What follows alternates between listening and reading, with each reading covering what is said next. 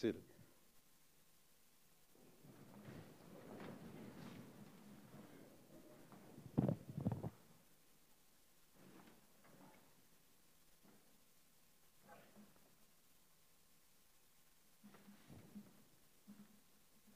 Ladies and gentlemen, Convocation is now in session. As Western's Vice Chancellor, I'm pleased to welcome everyone to our 305th Convocation. To all our graduates, first let me say congratulations.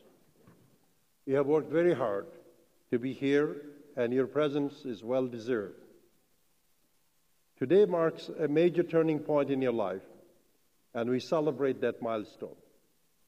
Along with your loved ones, we want you to know that Western University supports you now and in the future. As you know, your learning days are far from over. Learning is a lifelong process. Western has not provided you with answers to all questions. At most, we hope that what stays with you is a way of thinking objectively, approaching problems with an open mind, and a healthy respect for new ideas, all tempered with compassion and empathy for the human condition. You are forever a cherished member of this great university founded more than a century ago. We welcome you into the Western family. Again, congratulations to each and every one of you. The Doctor of Medicine Convocation ceremony marks a particularly important day for Western and the Schulich School of Medicine and Dentistry, as it reminds us of our partnership with the University of Windsor in providing a two-campus Doctor of Medicine program. To recognize this, I invite Dr. Alan Wilderman, President of the University of Windsor, to bring greetings from his esteemed university.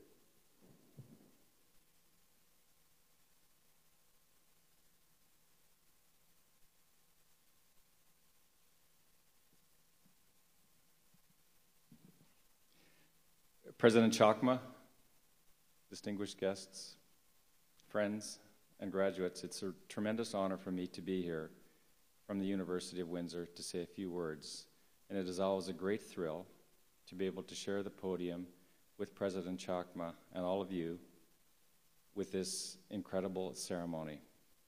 In 2008, we began a collaboration with the Schulich School of Medicine and Dentistry in Windsor. And it is a tremendous thrill for us to have graduates here today who have spent their time in Windsor and have helped to grow the Schulich School even more and to broaden its impact. It's wonderful to hear babies in the audience. It reminds us all that this is a part of a lifelong process that you are embarking upon. For those of you who spent your time in Windsor, I hope you liked it.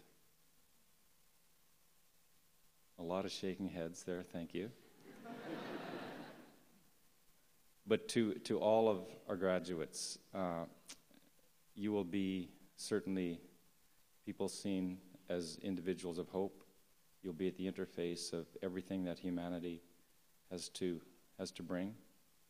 And I just wish you all the very, very best. And I want you to know that we're very, very proud of all that you have accomplished. Thank you very much.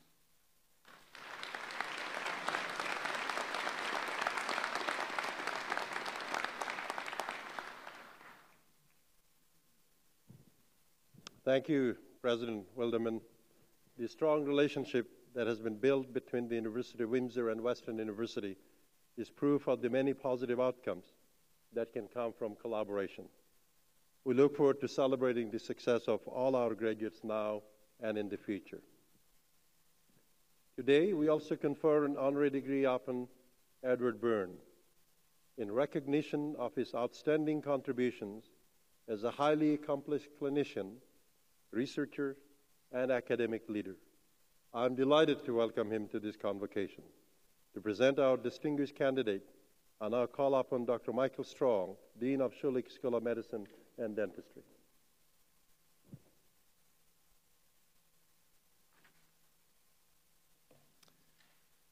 Professor Edward Byrne is a champion of international education who has distinguished himself on the world stage as a highly accomplished clinical neurologist, researcher, and academic leader. As the recently appointed principal and president of King's College London, Professor Byrne currently leads what is widely regarded as one of the world's top 100 universities.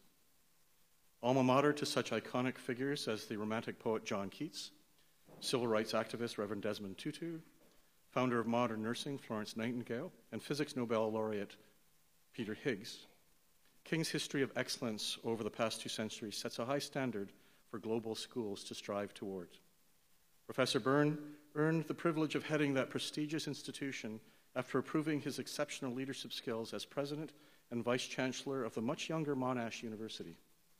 Based in Melbourne, Monash is Australia's largest university, with 65,000 students, 8,000 full-time faculty and staff, and 11 campuses located across Australia, Malaysia, China, Italy, India, and South Africa.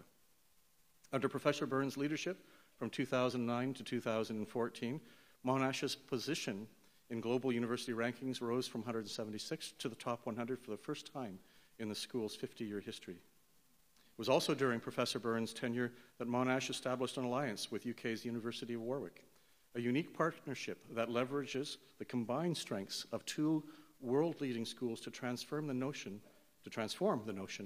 of international education and what it should be in the 21st century. In that same capacity, Professor Byrne also has been instrumental in establishing a relationship with Canada's U15 group of research universities and Australia's group of U8 universities, with a view to building new pathways for education between our 2 countries. The steep trajectory of Professor Byrne's career path began with his Bachelor of Medical Science degree from the University of Tasmania in 1971, followed by clinical training as a neurologist in Adelaide and then London. By age 31, in 1983, he had already been named Director of Neurology at St. Vincent's Hospital in Melbourne. Within the next 10 years, Professor Byrne was appointed Professor of Clinical Neurology and Experimental Neurology at the University of Melbourne, and he served as the founding director of the Melbourne Neuromuscular Research Unit. As he advanced through his academic career, Professor Byrne somehow found time to earn his Master's of Business Administration from the University of Queensland. And as a researcher, he made important contributions to our understanding of degenerative neurological diseases, particularly with regards to progressive muscular disorders such as motor neuron disease. Professor Byrne's groundbreaking work to identify the role of mitochondrial abnormalities play in neurologic disease was a high water mark of an impressive scientific career that's quantified by more than 180 publications credited to his name. While serving as Executive Dean of the Faculty of Medicine, Nursing and Health Sciences at Monash University, where he played an instrumental role in helping to double research income from 2003 to 2007, Professor Byrne's achievements were celebrated when he was appointed as an officer of the Order of Australia in 2006. In addition to his contributions as an internationally recognized clinician, scientist, educator, and administrative leader, Professor Byrne has also served on the boards of numerous governmental bodies, commercial enterprises, and charities related to his areas of clinical and scientific expertise. And while you may not deduce from these facts and from the narrative of his professional accomplishments, it's also noteworthy that Professor Byrne is a published poet with passions for fly fishing and classical music. In recognition of his multiple achievements, Professor Byrne has received several honorary doctorates from universities in Australia and the United Kingdom. With this in mind, Mr.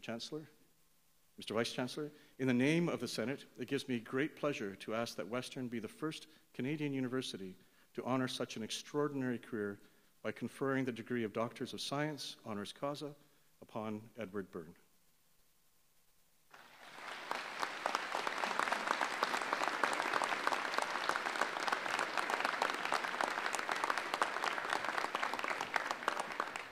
By virtue of the authority vested in me as Vice Chancellor, I admit you to the degree of Doctor of Science, honoris causa. Congratulations, Dr. Byrne. Thank you very much.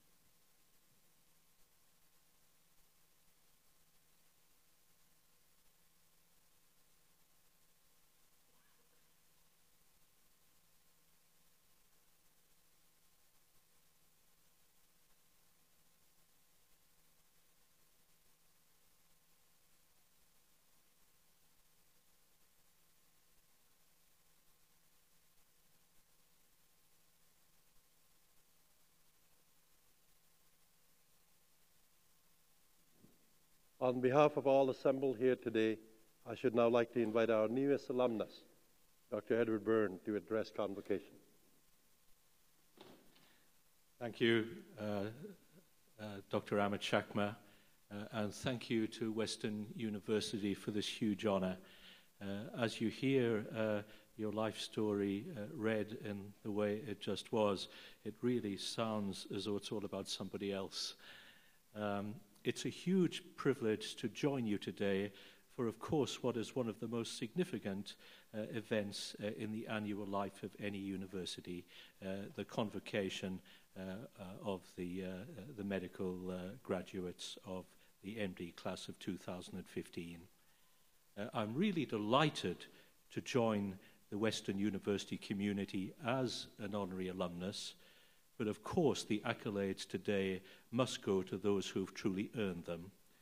It is the MD class of 2015, those of you who have completed some years of arduous study and fulfilled the requirements to be awarded a degree by a great university that we're here today to celebrate.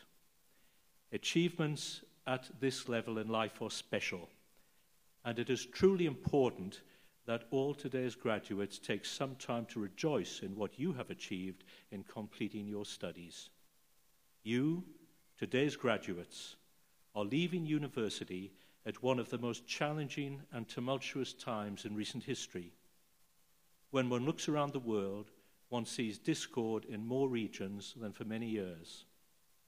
The international economy still has major challenges, and above all, the environmental issues to be overcome in providing a reasonable standard of living for almost 8 billion people over the next century are still vast. Yet much is positive. You are graduating in one of the most stable countries in the world with a high standard of living and strong civic traditions. Canada is a beacon of light for many countries around the world. After all, the yin and the yang of good and bad have always been part of life, and it is always a personal decision whether one takes a glass half full or a glass half empty view of things. I encourage you all to take a glass half full and to do your best to move the world in good directions, both in your personal and professional spheres of influence, and in your capacity, your responsibility to act as engaged and committed citizens. Moving to medical themes, just for a moment, today's medical graduates are graduating at a time of wonderful advances in medical science.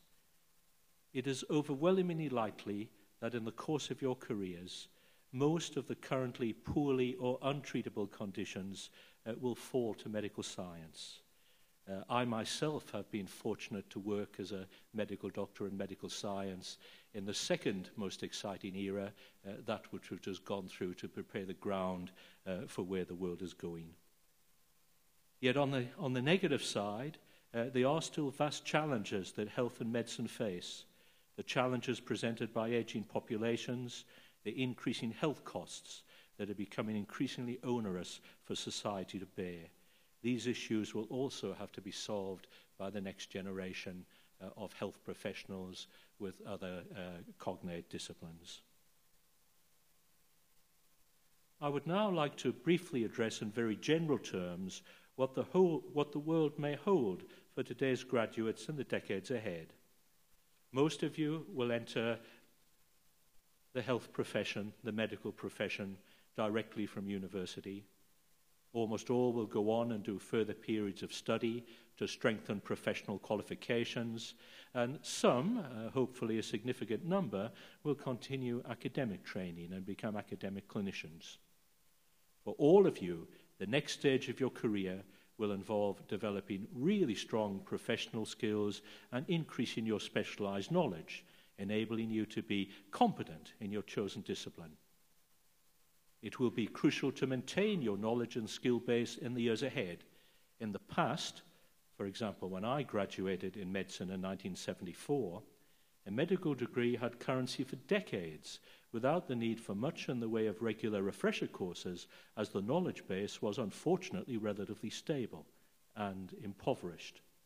Of course, that is no longer the case, and it is essential that in every branch of medicine, in every discipline, one constantly refreshes one's knowledge, and in many disciplines, more formal periods of relearning may be advisable over intervals. This is increasingly essential for professional reaccreditation around the world. A steady increase in lifespan and the tendency for people to work into what was considered old age in the past have resulted in a situation where many of today's graduates are likely to live well into their 90s, work into their 70s, and many will pursue more than one career, probably more than one branch of health or medical science. An inevitable consequence of this is that some of you will return to university in the future and undertake further periods of study at postgraduate level to reposition yourself in the workforce. Increasingly, this may be done through distance learning or hybrid offerings. But that seems enough of that for today, when after all, we have your medical degree, your MD, to celebrate. It goes without saying that in any branch of medicine, especially those involving contact with patients, good communication skills are central. As you develop your careers, however, you'll find that in other areas of your life, similar skills are increasingly important, what sometimes are called soft skills. The ability to analyze, to find justifiable and useful positions in what seems to be a maze of ambiguity, to sort through difficult interpersonal relationships and to make teams work, to understand the higher-level issues that guide strategy over years and decades, as well as the issues of immediate concern, and to be able to manage up, down, and sideways are skills that will serve you well as you all progress to increasingly senior roles. If you're developing your own private practice, the same skills help.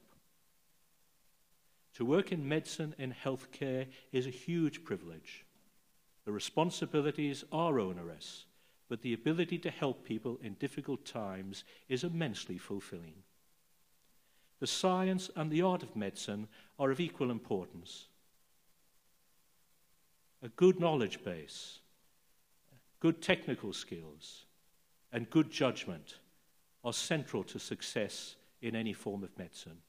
But equally important are those thought of as the art of medicine: warmness, empathy, the ability to listen, to have patience, and to explain complex things to people who are stressed and may not be listening that well in a way that they understand, are absolutely crucial skills for all entering healthcare. Now let me move away from health and medicine for the latter part of this address. Equally important, I believe, to one's primary career is one's role as a committed citizen. The education you've had at Western University has prepared you for that. This has both a local and a global aspect. The local aspect involves engaging in one's local community through community service, charitable activities, and supporting and engaging in community organizations. It involves playing your part in ensuring that the community you are living in is a functional and nurturing one. The wider aspect, which is sometimes even harder, involves ensuring that you are across the major issues of the time, sometimes referred to as global grand challenges, and are able to make your contribution to the debate as an educated citizen. This may be a passive role, involving an ability to understand and analyze great issues, and sometimes it may be a more committed and personal one as challenges come up that you wish to take a more active stance in. There are, of course, diverging views about many of the key issues facing the planet, and it behoves all educated citizens to understand these issues and take a position. This often involves an understanding of science outside your immediate area and always some understanding of complex socio-political issues. It is, of course, also important to understand that in life not everybody will have the same view of things that you do, and to have respect and to be able to debate in a listening way with those who hold alternative views is important.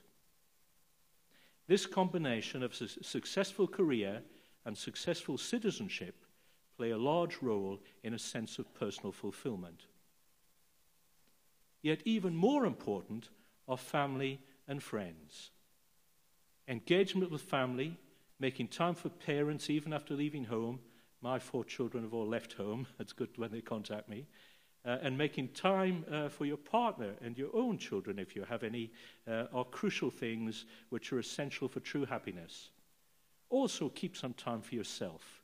If you concentrate on work totally, your life will not be as fulfilling as it will be if you develop a broader personality and follow your heart in more than one direction. The person who is a workaholic, who ends up estranged from his or her loved ones, is a stereotype we all know. But much commoner is someone where things don't go to that extent, but they spend too much time at work and not enough on family or recreational activities, and as a result, life is less fulfilling for them than perhaps it should have been. Of course, there will be times in all of your lives when getting everything right is extremely hard. You just won't have enough time to do everything you need to do. If you have to make compromises, make sure they're not for too long, and that as soon as you can, you get your life back into balance. And in making these comments, I speak from personal experience because I've made a number of these mistakes myself. Western University, founded in 1878 by Bishop Helmuth at the Anglican Diocese of Huron, was affiliated with the Anglican Church until it became non-denominational in 1908. My own current university, King's College London, was also founded as an Anglican institution in the early years of the 19th century. From its beginnings, it was open to all, regardless of creed or denomination. King's and Western share in common a determination to graduate young people who will change the world. Some will lead in their profession, some in public life, and some in both. King's College London has graduated some of the greatest names in the arts and in science. As already mentioned by the Dean, it is not coincidental that perhaps King's most famous graduate was a medical graduate who is not known for his medicine, but has been the greatest of the Romantic poets, Keats. As I look through the list of Western University alumni, I also see people who've made immense contributions both to Canada and to the world. I could mention dozens of them. Frederick Banting, a key figure in the discovery of insulin. More recently, Alice Munro, one of the world's great literary figures, honored with the Nobel Prize for Literature. When I was a young neurologist, just a small number of decades ago, Western University had one of the best clinical neuroscience areas in the world. Dr. Henry Barnett, known as Barney, altered the management of stroke around the world.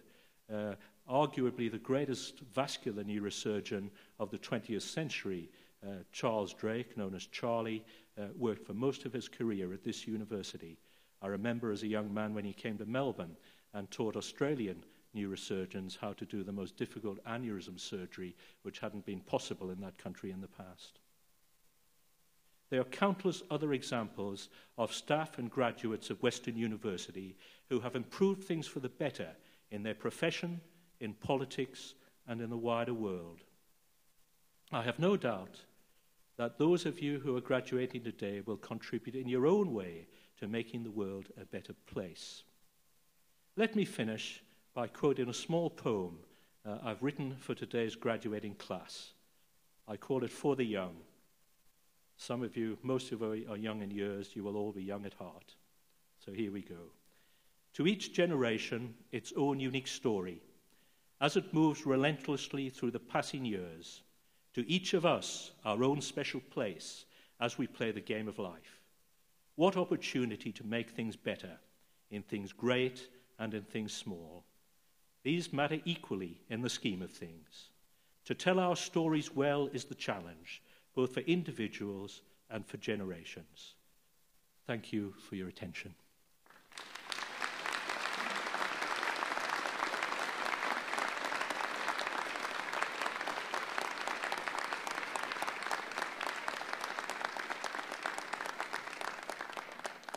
Dr. Byrne, on behalf of Convocation, I would like to thank you for such an inspiring address. Over the course of a very productive career, you've demonstrated excellence and leadership in the fields of international education, medicine, and research. We are honored to welcome you to Western University and to recognize your achievements with this honorary degree. Ladies and gentlemen, please join me again in congratulating our Honorary Doctor of Science, Dr. Edward Byrne.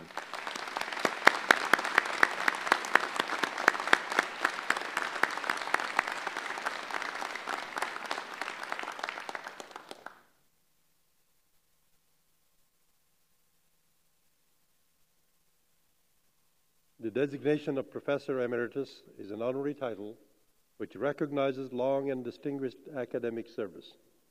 I would now like to ask Dr. Bertha Garcia to present to Convocation our newly appointed Emeritus professors.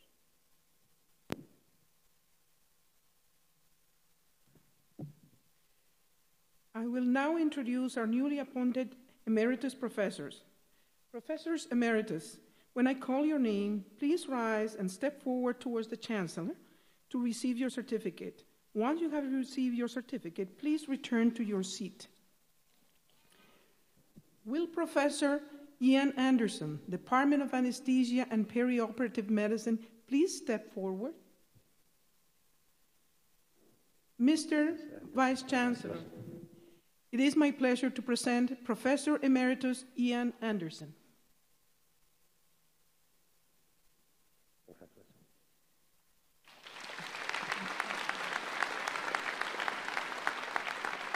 Will Professor David R. Campbell, Department of Psychiatry, please step forward? Mr. Vice Chancellor, it is my pleasure to present Professor Emeritus David R. Campbell.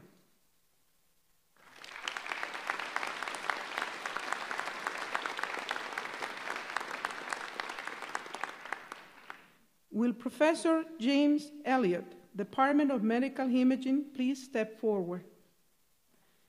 Mr. Vice Chancellor, it is my pleasure to present Professor Emeritus James Elliott.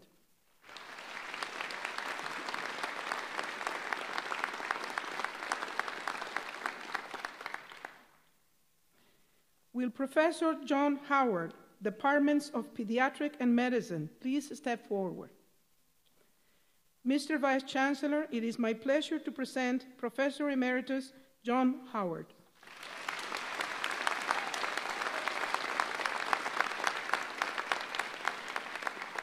Will Professor Nicole Lerich, Department of Medicine, please step forward? Mr. Vice Chancellor, it is my pleasure to present Professor Emerita Nicole Lerich.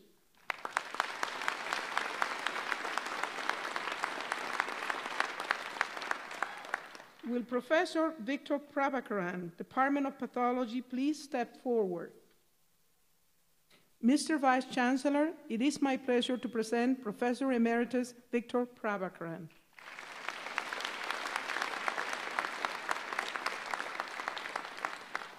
Will Professor Chalapa Rajapal, Department of Surgery, please step forward?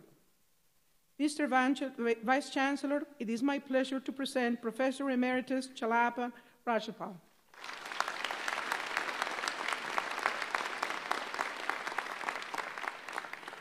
Will Professor Edward Ralph, Department of Medicine, please step forward? Mr. Vice Chancellor, it is my pleasure to present Professor Emeritus Edward Ralph.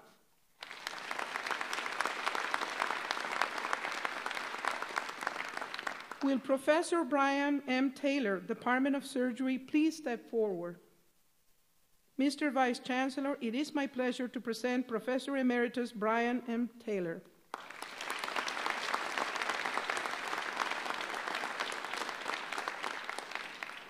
Will Professor William J. Wall, Department of Surgery, please step forward? Mr. Vice Chancellor, it is my pleasure to present Professor Emeritus William J. Wall.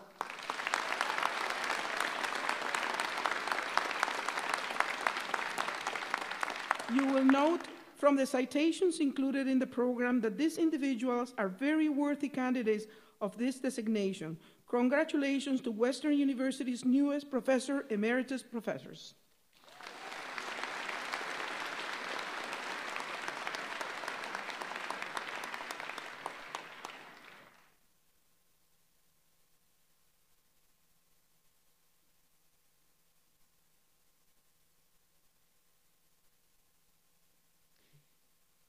Mr. Vice Chancellor, Dean Strong, honored faculty, guests, Class of Medicine 2015, dear families and friends, welcome and good morning. This is the 2015 Doctor of Medicine Convocation ceremony, and it's my distinct pleasure to act as your Master of Ceremonies. My name is Dr. Robert Hammond. It's a fabulous occasion, of course, for our graduates and for the many family and friends that have supported them along this way. Your job, though, today, after all of that hard work, is simply to sit back, relax, soak this up. You're going to have a lot of beautiful memories from today that will last you for a lifetime. The interests of everyone's enjoyment and of those memories, I would ask that you all silence your pagers and cell phones at this time. So please take a moment to put your cell phones on mute, if you will. Thank you. So, dear Class of Medicine 2015, congratulations, you made it.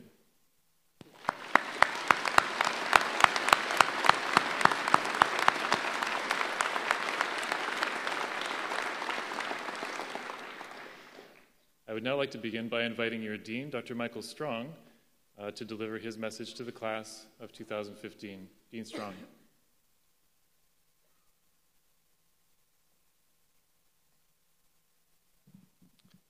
President Chakma, distinguished colleagues, family and loved ones, and most specifically, medical graduates. I welcome each and every one of you to this very special celebration. Today marks a milestone in the lives of the graduates before us as they move into this next phase of a lifelong journey as a physician. I know that I speak for all of us on the stage today in expressing what a great honor and a pleasure it is to share this day with you. For those parents on stage with us today, eagerly awaiting the opportunity to hood you, it's a doubly special day, one that I know you will cherish for the rest of your lives. Colleagues, for that's exactly what you have been from the moment 4 years ago when you donned the white coat. Normally in the course of my address, I would talk about the great strides that you have made to get to this point, of the great personal and family sacrifices that have also been made, and of the great joy you will derive from this calling that has chosen you. I would thank your parents, your siblings, and your loved ones for entrusting in us the tremendous responsibility and pleasure of guiding you along the first steps of this wonderful vocation. And I would spend a bit of time talking about societal responsibilities and of the leadership role that each of you can and should play in shaping healthcare in this country.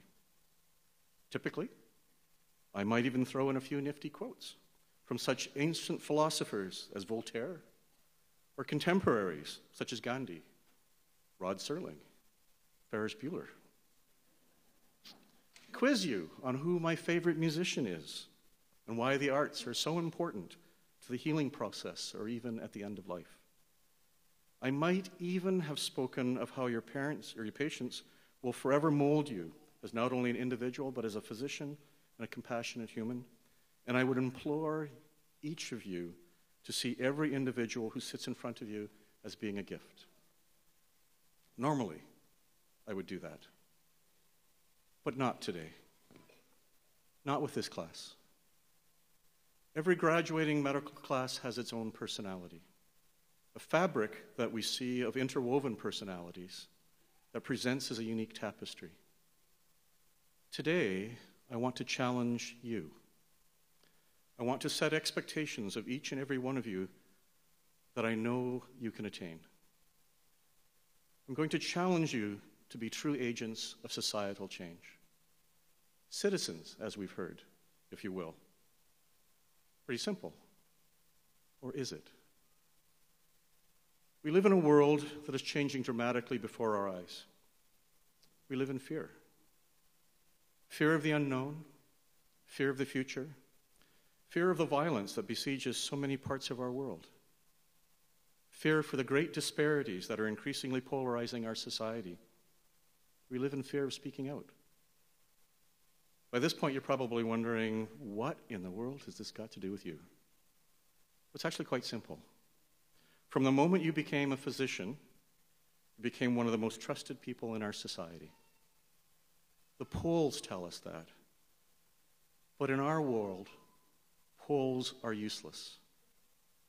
The only poll that really matters is the one that transcends when you are sitting and listening with a family, when you provide care, when you deliver an infant into the world, or when you see that an individual dies with dignity and with grace.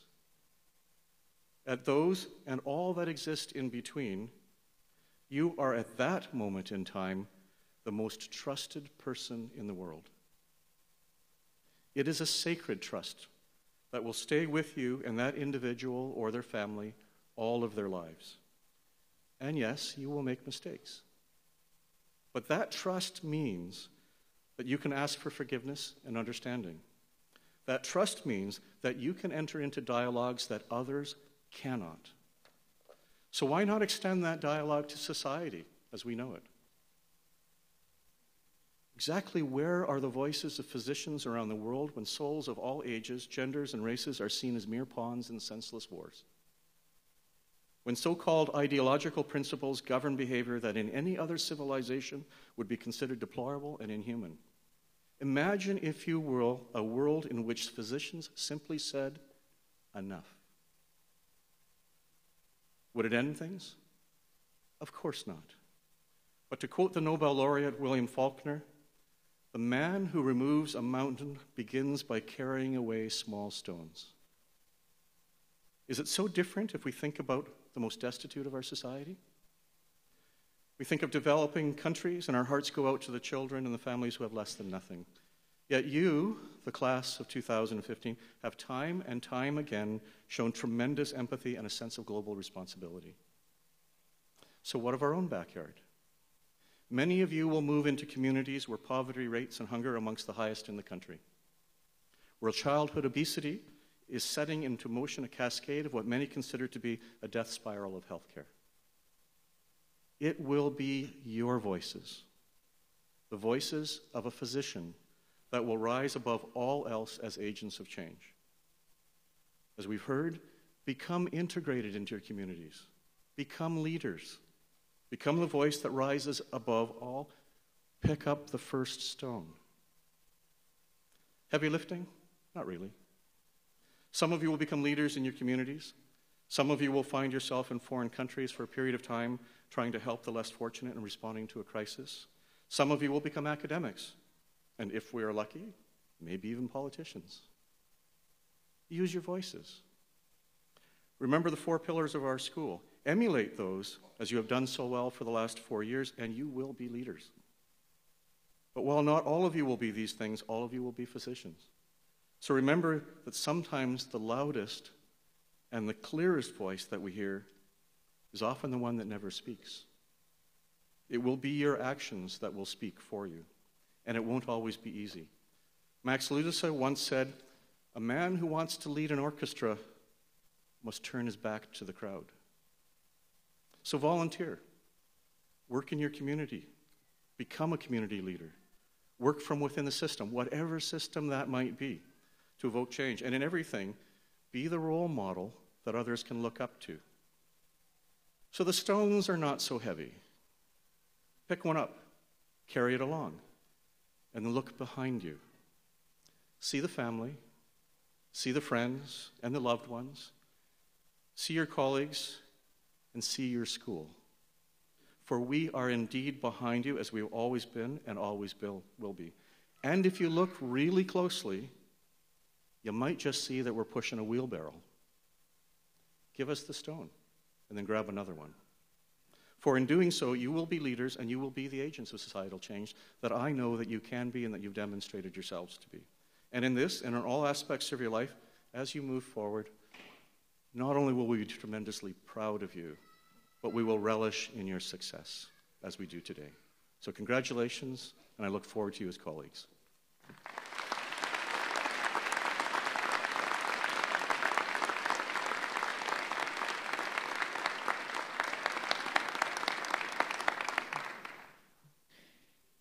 Thank you very much, Dean Strong.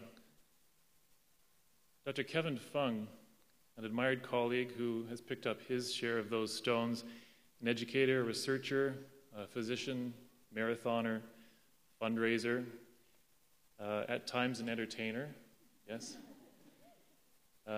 He's the honorary class president for this wonderful class of Medicine 2015, and Dr. Fung will now address the class. Ladies and gentlemen, Dr. Kevin Fung.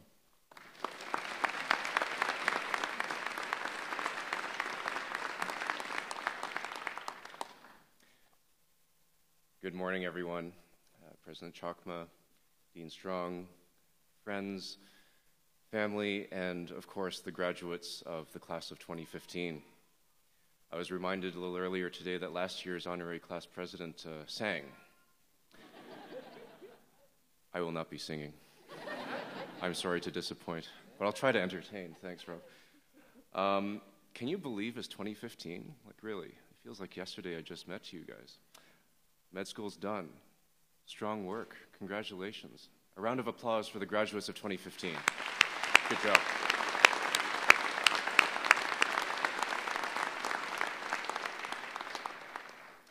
It is an honor and a privilege to be addressing all of you today as your honorary class president.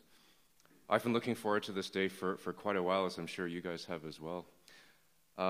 As I'm sure you've realized, graduating from medical school is one of the most significant milestones of your professional journeys. Today, you and your parents and family should take some time for personal reflection. I must say it was wonderful last night meeting all of your families. I met parents, I met grandparents, siblings, etc. That was a wonderful experience. I look forward to interacting with them later on today as well at the reception.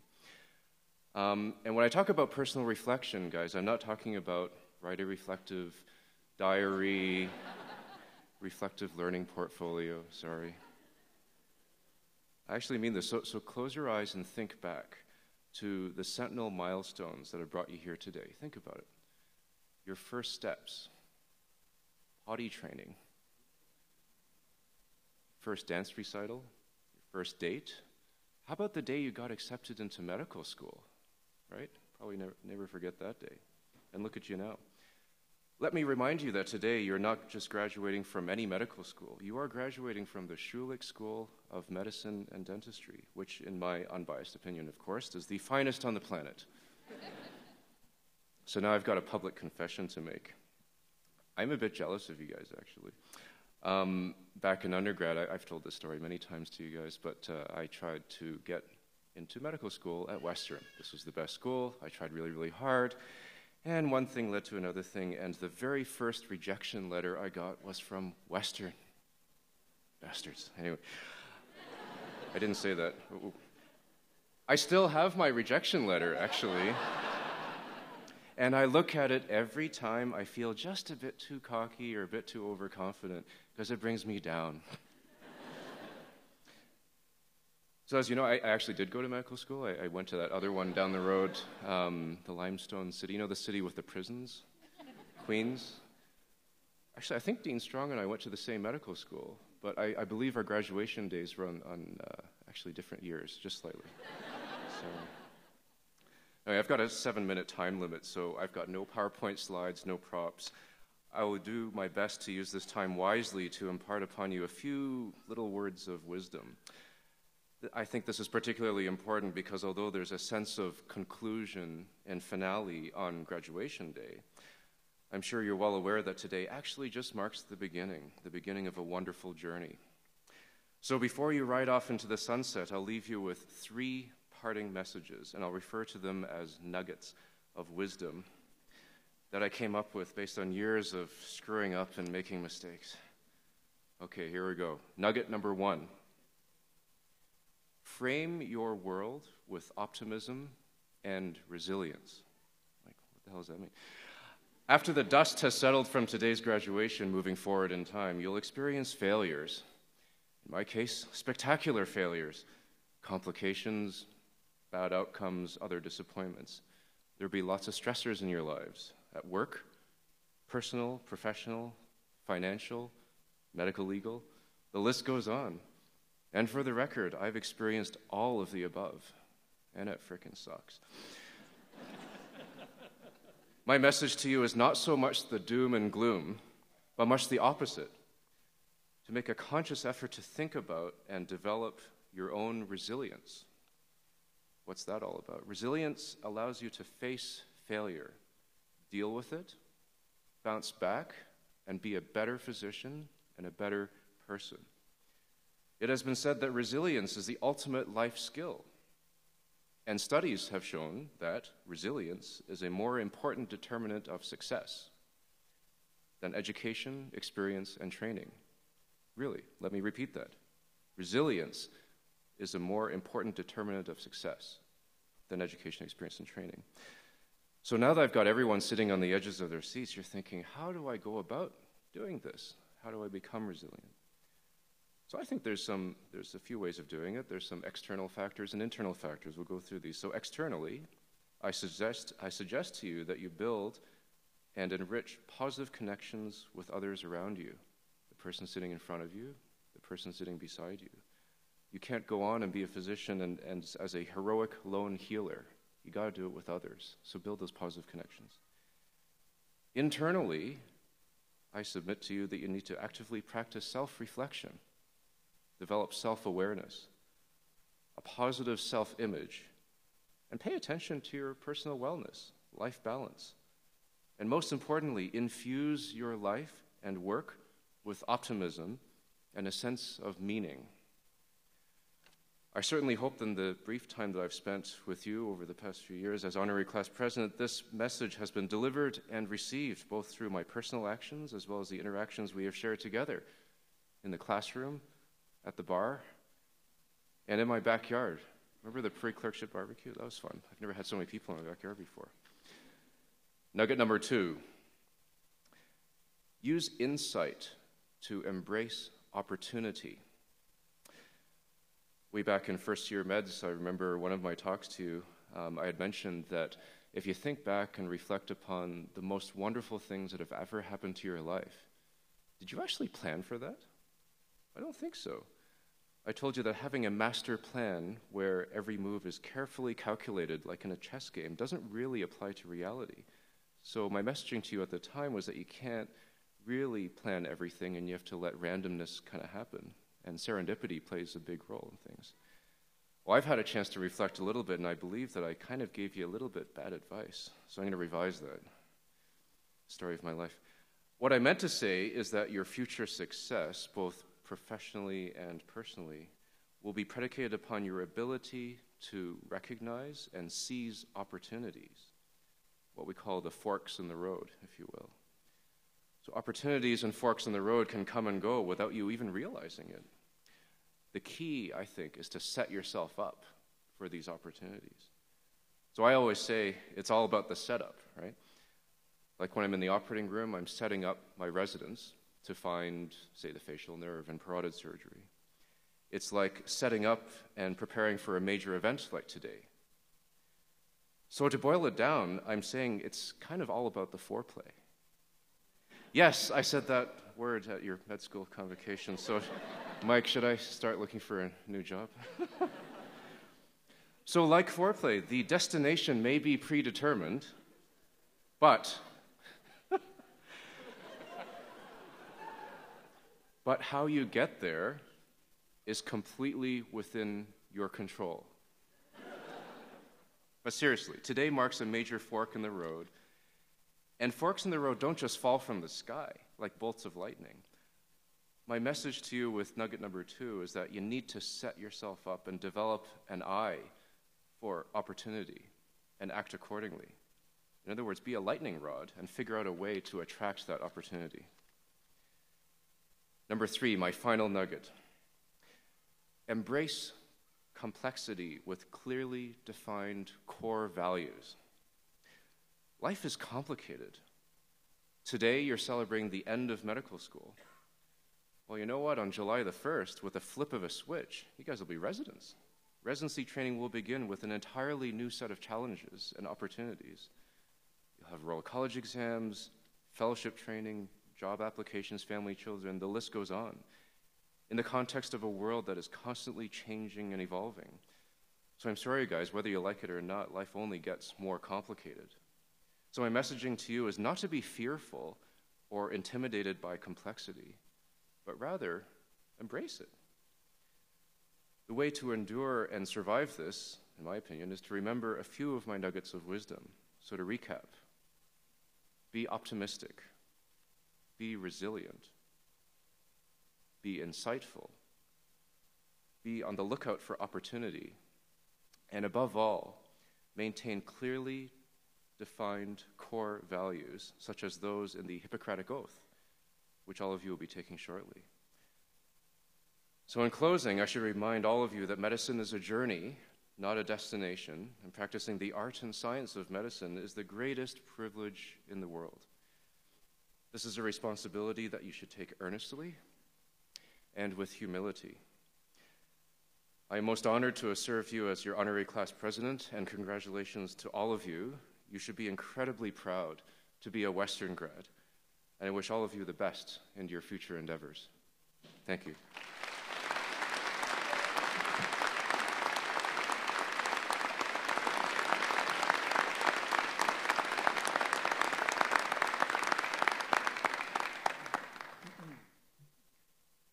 Thank you, Dr. Fung.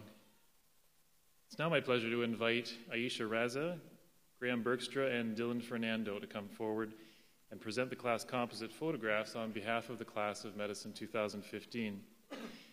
Aisha will make her presentation to Dean Strong. Graham will present to the school with Dr. Gary Tithicott accepting, while Dylan will make his presentation to the honorary class president, Dr. Kevin Fung.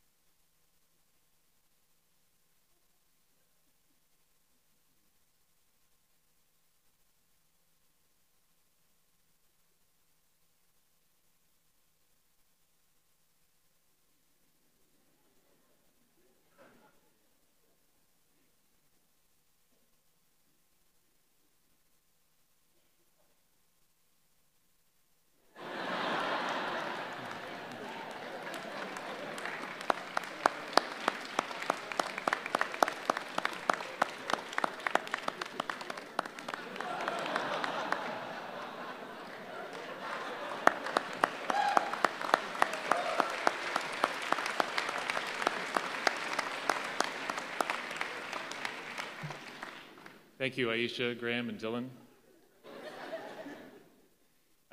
Please welcome now Kristen Chow, as Kristen comes forward to announce the recipient of the Class of '62 award. Kristen.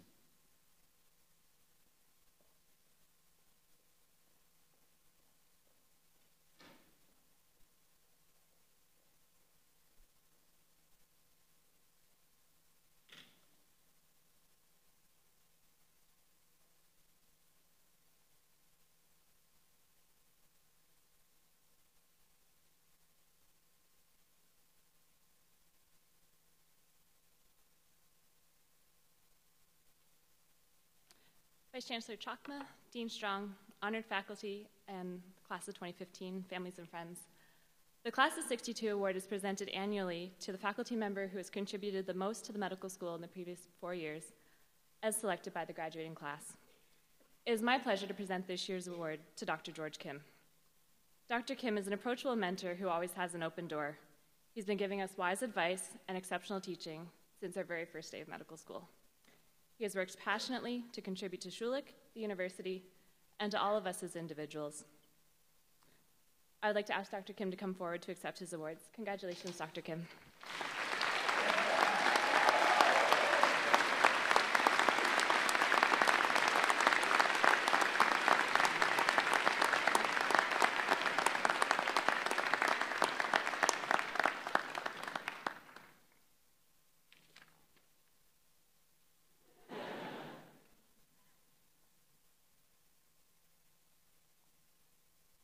Thank you, Kristen and class of 2015, for this wonderful recognition of a very deserving colleague, Dr. George Kim. Dean Strong, would you please come forward at this point to announce the recipient of the Douglas Bockling Award? The Douglas Bockling Award is awarded annually to honor the accomplishments of a former Dean of Medicine and the Vice Provost at Western University. The recipient of this award is nominated by students and faculty from the Schulich School of Medicine and Dentistry, celebrating outstanding contributions of a faculty leader in advancing student learning. This year's honoree is a consummate educator, role model, leader, mentor, and physician whose highly valued actions as a generalist have been foundational in guiding the careers of countless medicine graduates at Western University. Highly recognized by faculty across all of our campuses, this leader has become one of our school's strongest advocates and is a mentor and educator throughout our distributed education network. Above all, our nominee is known as a trusted colleague who takes time to listen and care when reaching out to all faculty in every community that proudly calls itself Schulich Medicine Learning Design. This year's recipient is seen as an evolving leader in our field. As the valedictorian of their medical class at Western, our recipient reminded their class of the value of their education at Western and the fact that they were extremely fortunate to be privy of the gentle touch of a patient, the inspiring words to a family, and the kind gestures towards us. It is my pleasure to present this year's Douglas Blocking Award to a member of the Department of Family Medicine, an accomplished educator, mentor, and leader in our medical education program, our Assistant Dean, Rural, Regional, and Community Engagement, Dr. George Kim.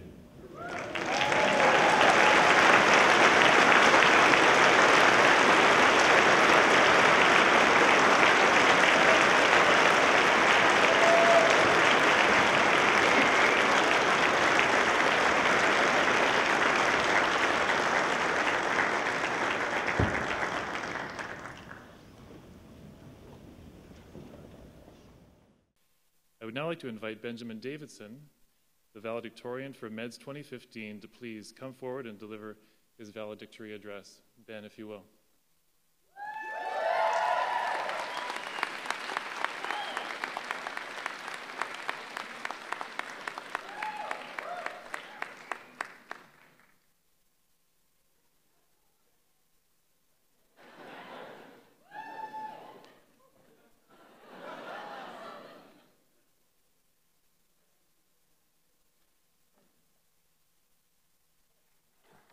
Can't get up here fast enough to keep the applause going. Anyway. Vice Chancellor Chakma, President Wilderman, Dean Strong, our honored guests, family, friends, wonderful classmates, Colin. What an incredible adventure we've shared. If you think about it, just over the last 2 years, we've delivered babies, intubated, sutured, managed complicated medication lists. We've interviewed psychotic patients. We've even given popsicles to cute kids in pediatrics. But I think the most impressive thing that we've done has actually been for each other. So just take a moment to look around at, everyone that we've got to know over the last 4 years since White Coat. I really feel like we got extremely lucky with the people we have in our class. I've never heard of like a class where everyone loves each other so much. So it's pretty fantastic. I have a lot of friends in other medical schools who I've just never heard anyone say the things that we say about our class. So anyway, yeah, just take a minute to sort of let that soak in. So just to, yeah, okay, good. I feel it's soaking there. I feel it's good. So just to emphasize how much I think our class is fantastic, I would trust each and every one of you with pretty much any facet of my life. And to prove that, I've got a hat here. Okay, got each of your names in this hat. I'm going to randomly draw some names just to decide, who can play an important role in my life for new things coming up. Because I would trust anyone. So let's see. So I'm moving, so I'm going to need a new roommate, maybe. So, okay. So Sammer. Sounds good. I don't know if Sammer's mother would be willing to come to Toronto. Okay. All right. Okay. Let's see. Well, how about a godparent for my firstborn child? I'm thinking ahead, I guess. But I've got two names here: Will and Reese. Okay. Well, that sounds good. I think they're up to the commitment. I like it. Okay. If medical school has taught me anything, it's that I need a substitute decision maker. So let's see. Ooh, Imran. Knowing Imran, he'll think long and hard about this decision, and then something completely different will happen. But that'll be fantastic. Thinking back to our first couple days of class, I think some of the earliest advice we got was from Dr. Kim, who we've been talking a lot about today, as well as Pam. They kept reminding us to ask for help anytime that you need help. And I remember thinking, gee, that seems like pretty simple, straightforward advice. Why do they keep saying that? And it gradually became a little bit more clear to me. It's that when you enter medical school, you're surrounded by all these sort of talented, successful people. And it's a little bit intimidating, and it's actually kind of frightening to be vulnerable around such an impressive group of people. And it's I think it's a little bit frightening to admit that you're going through any personal struggles or anything like that, because it might be perceived as a weakness. But I think that's where our class is extremely abnormal, in an awesome way, in a wonderful way. As our class is just so warm, open-minded, and receptive that we teach each other on a daily basis, that it's fantastic to open up and share with each other, and that it makes us stronger by doing that. It doesn't make us weaker, it makes us stronger by doing that. And I think that's really at the core of a lot of the great things we've experienced as a class. Unfortunately, in medicine, in general, I don't know if that vibe is fully been embraced yet, but I think we have a good chance to sort of bring that forward. Yeah.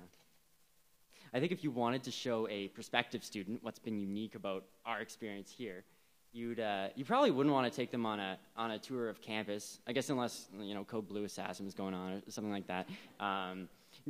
Probably don't take them to a lecture, unless there's a Mel and Zoe interlude or a Samar and Emmerich interlude, something like that. What you'd want to do is show them the unique ways that we sort of validate and support each other outside of school. So you could take them to one of the class-wide birthday parties where the entire class is invited every time. Some of the notorious potlucks where perhaps, if you're lucky, Andrea Cowan or Jess Strong would be in attendance, and then you're in for a good meal. You might take them to Tachycardia or to go see the Windsor class band, the Shoe Kids on the Block. Woo! I was expecting a woot there, but the guy I planted in the audience is sick today, so... Anyway, you might also take people to, you might also take a prospective student to sort of a more quiet get-together, where it's just friends sharing coffee, preferably decaf, right? Anyway, friends sharing some coffees and just kind of discussing the ups and downs of the previous week or two, because I think that happens a lot too. I know that I'm not alone when I say that I could not have gotten here on my own. I don't think I've ever been to Alumni Hall before, but no, in all seriousness, I think we've had each other's backs kind of all the way along, which has been fantastic. As I said, historically, physicians don't have a good history of asking for help, and I think that we've kind of demonstrated that really it's possible.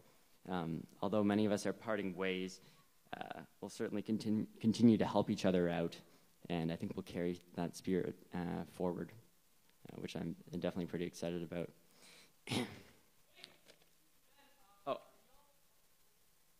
Oh.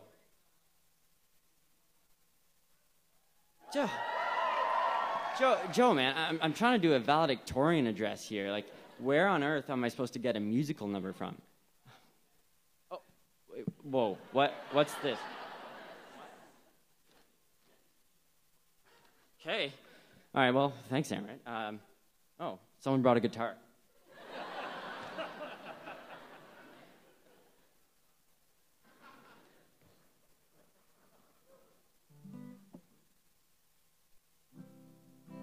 Ever know Beatles?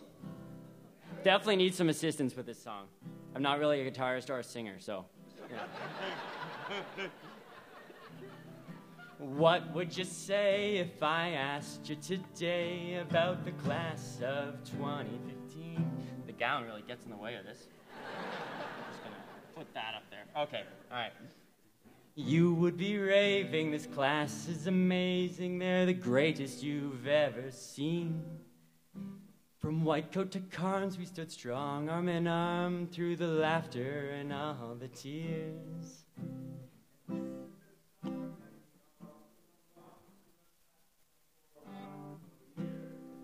I get by with a little help from my class. Oh, I fly high with a little help from my class. That's going to be the chorus going forward. Heads up, everyone. Okay. All right. Who would you find if you'd need to design a double-blinded randomized trial?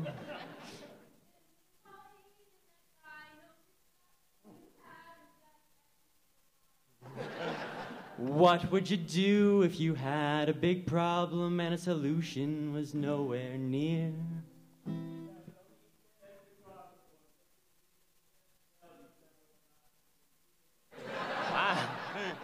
What would you write if you need to recite what you learned from embryology class?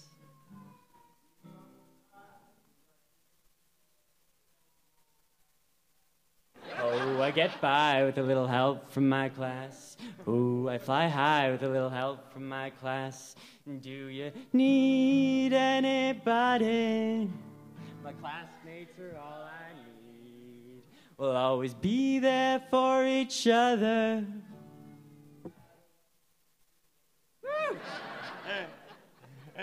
I bet you once thought pharmacology's taught to help you learn about the statins.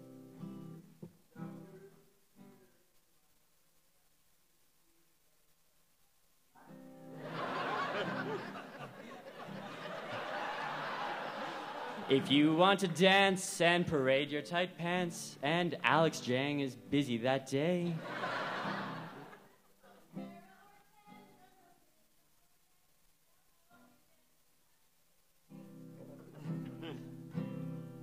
If there's a book you desire and you wish to acquire, possibly through questionable means.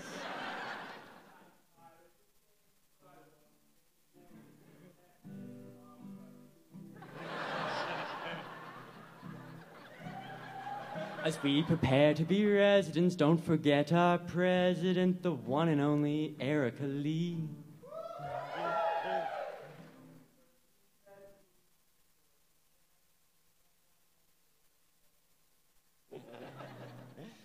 My friends, have no fear as we go on from here and leave medical school in the past. A frightening start as we may be apart, but our friendships will always last. Oh, I get by with a little help from my class. Ooh, I fly high with a little help from my class. Oh, I get by with a little help from my class. With a little help. Hey, thanks, guys.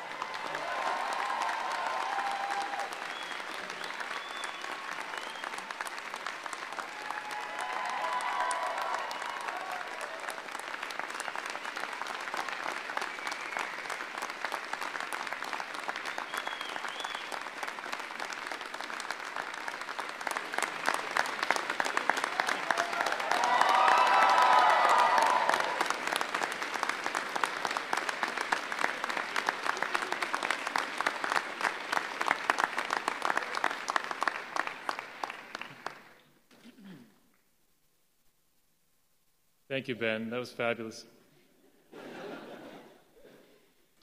Dear audience, family and friends, you may wish to pull out a camera at this point or a cell phone.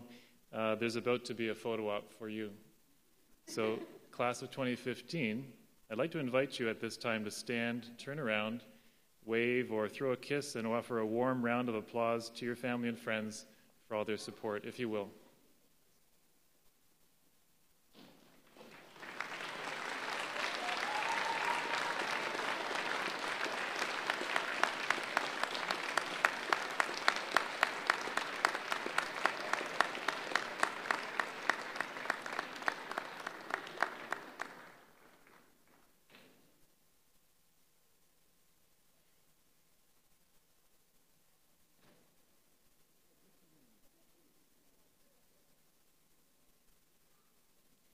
Thank you. Dr. Tithicott, would you please come forward at this time to reaffirm the class mission statement?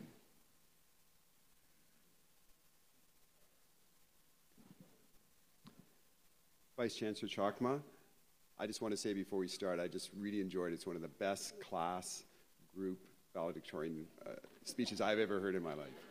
It was wonderful.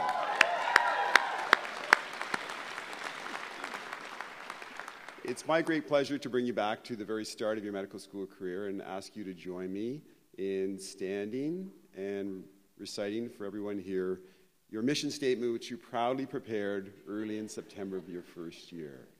So stand, and we'll repeat this together. It's inside the front cover if you've lost it. To be the doctors we would want to have, dedicated to learning, watchful over dignity, and worthy of trust. You may be seated.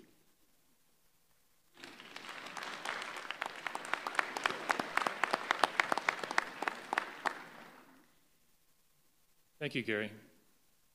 In a moment, I will ask Dr. Terry Paul to come forward to lead the class in taking the Hippocratic Oath. Having taken the oath, Dean Strong will present the candidates for degrees to our Vice Chancellor. Ladies and gentlemen, families and friends, I would ask that all members of the audience remain in their seats while the class takes the Hippocratic Oath. And furthermore, we sincerely request that no pictures be taken during this portion of the program out of respect for the solemn nature of the oath and to preserve the serenity of this moment. Ladies and gentlemen, please welcome Dr. Terry Paul.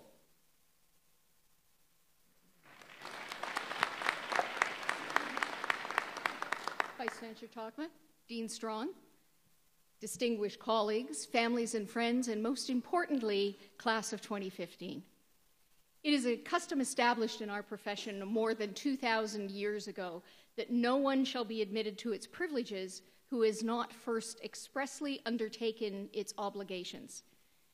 So I therefore call upon the class of 2015 to take, as we have taken before you, the oath which bears the name of Hippocrates. The language in which our predecessors first pronounced it is no longer spoken. The very gods whom they called to witness have been discarded. But we still find no nobler words than the most ancient in which to hand down the traditions of our calling. So class of 2015, will you please stand? The words of the oath are inside the front cover. And would you repeat with me? I do solemnly swear, but by whatever I hold most sacred, that I will be loyal to the profession of medicine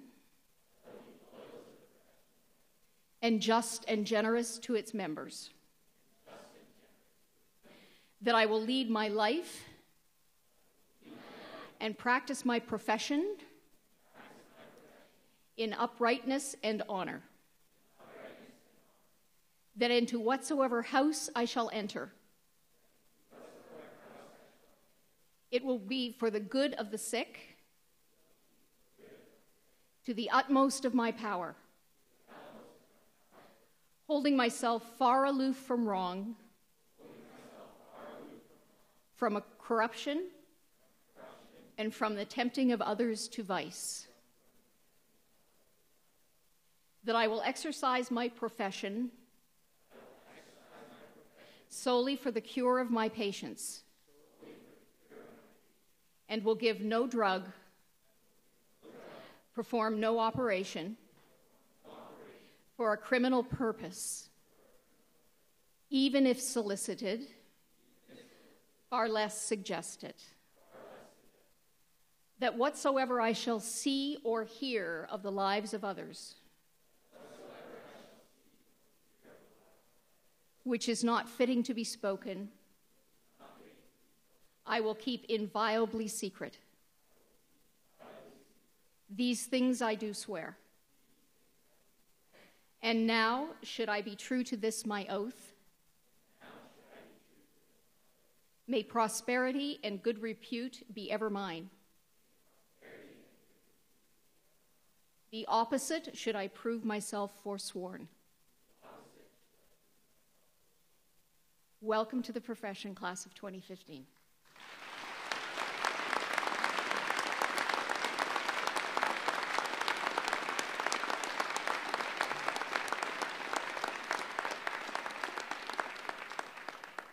You may be seated. I am very honored, Mr. Vice Chancellor, to present to you the candidates who have successfully completed the Doctor of Medicine program at Western's Schulich School of Medicine and Dentistry.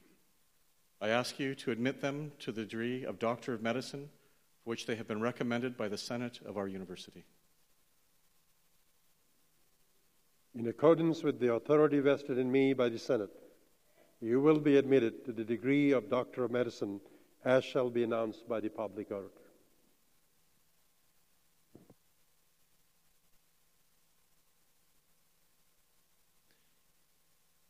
Shortly, I will ask Dr. Doug Jones and Dr. George Kim to come forward to introduce the candidates in conferring of their degrees. Dear candidates, please wait for an usher to signal your row to stand and then proceed towards the chief usher, who is standing at the base of the stairs to my left. Please ascend the stairs, 2 candidates at a time.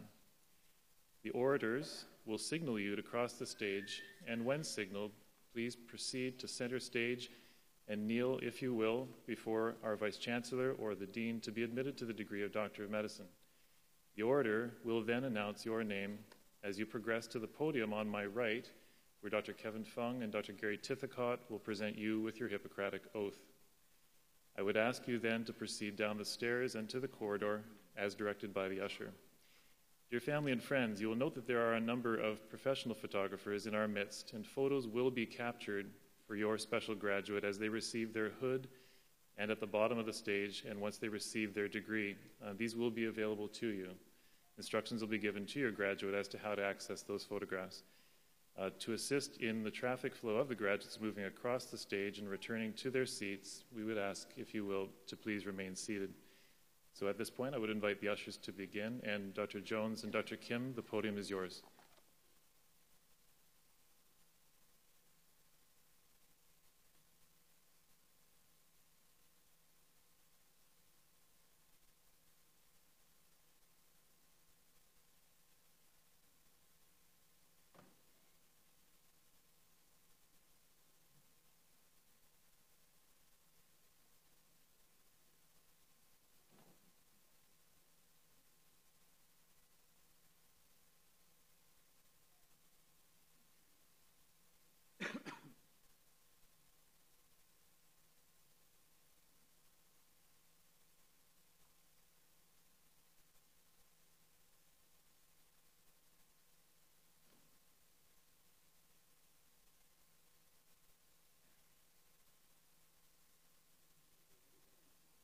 Dr. Colin James Adams, Dr. Salam Aziz.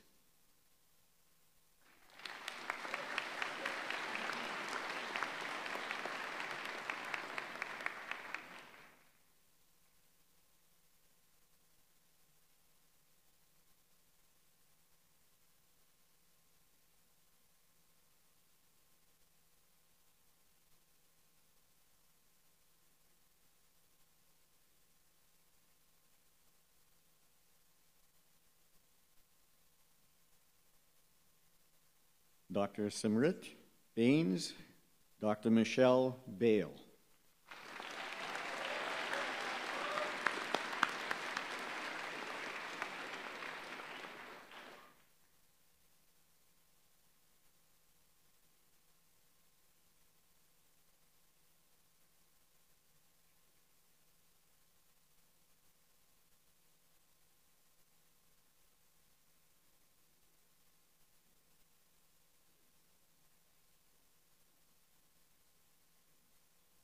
Dr. Avrand Bargi, Dr. Youssef Barko.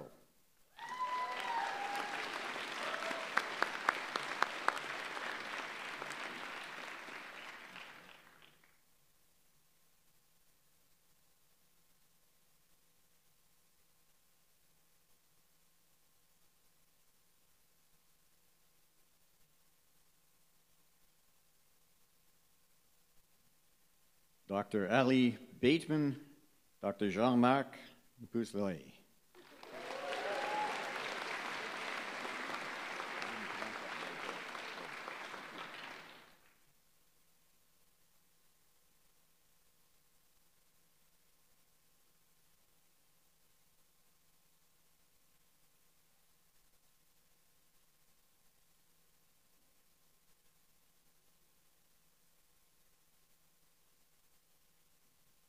Dr. Brendan Lloyd Béchamp, Dr. Graham Bergstra.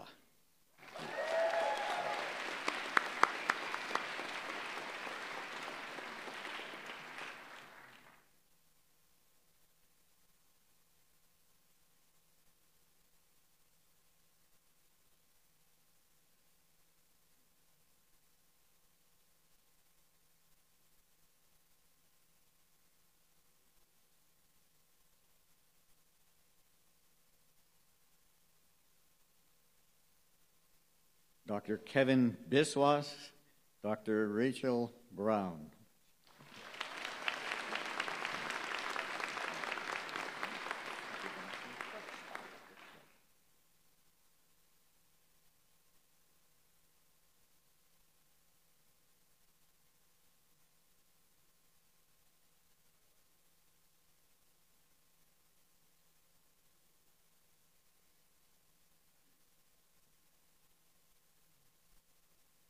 Dr. Vanessa Brookschweiger, Dr. Laura Callan.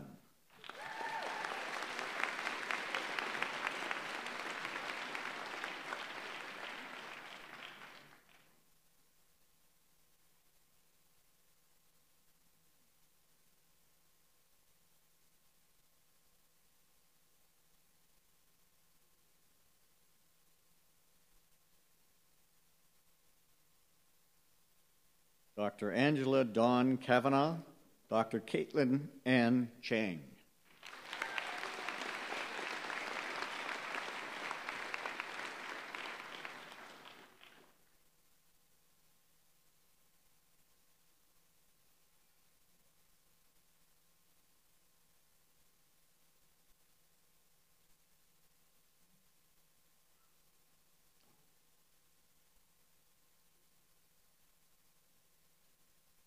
Dr. Chung Ting Che, Dr. Samar Ramirez Chanadi.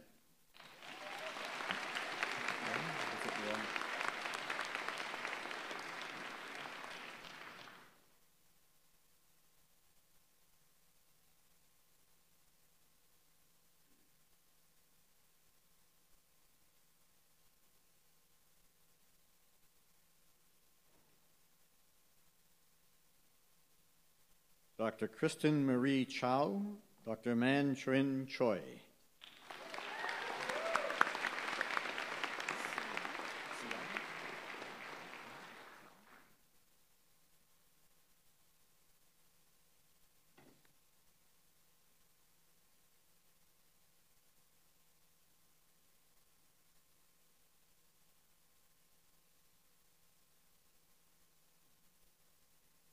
Dr. Seong Chung, Dr. Laura Averill Clemenos.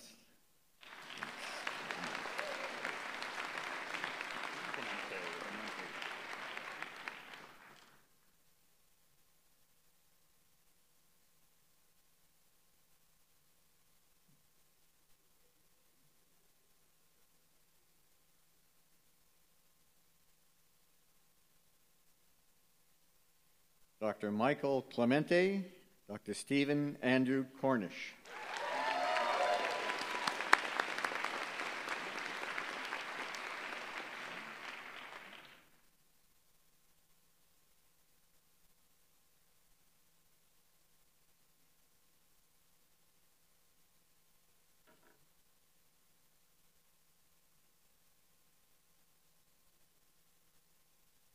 Dr. Andrea Cowan, Dr. Sean Joseph Cruz.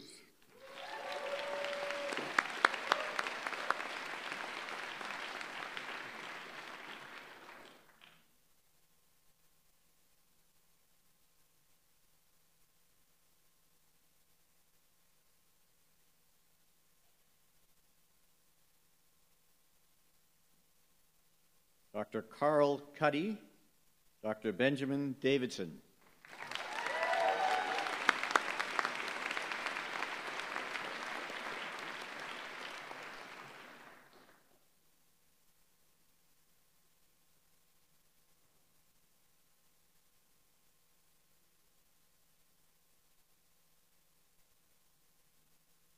Dr. Neil de la Plante, Dr. Simon Delucci.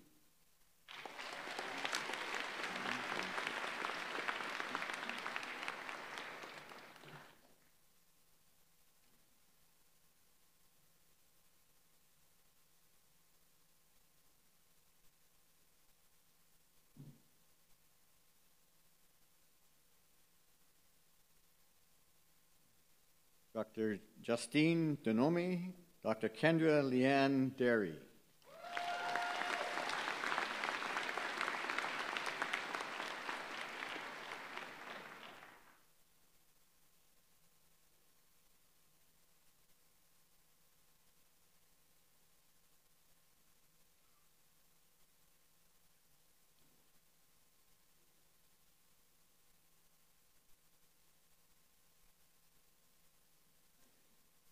Dr. Xiang Ding, Dr. Sarah Donaldson.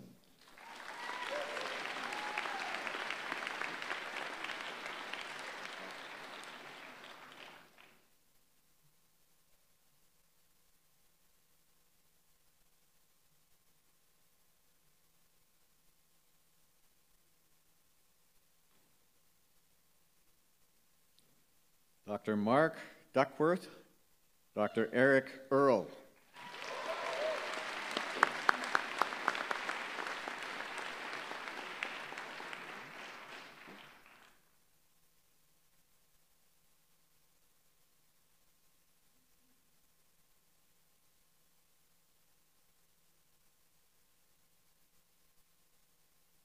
Dr. Eric John Ekbo, Dr. Michelle Andrea Edwards.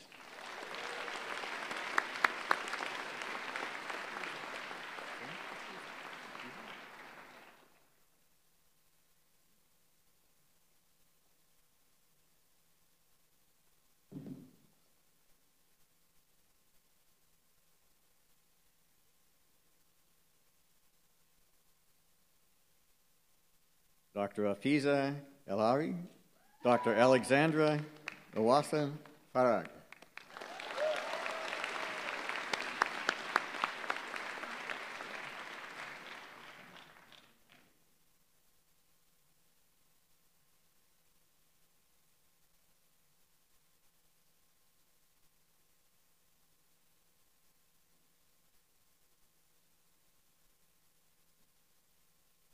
Dr. Thomas Fear, Dr. Mary Feng.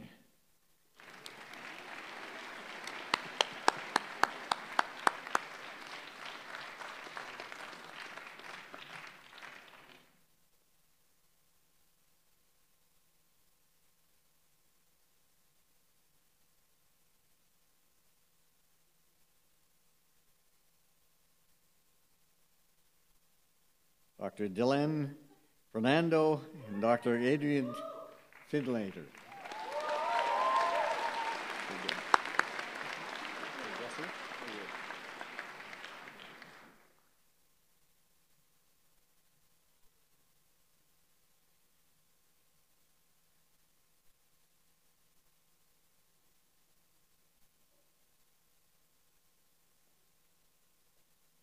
Dr. Jesse Fleer, Dr. Lauren Forrest.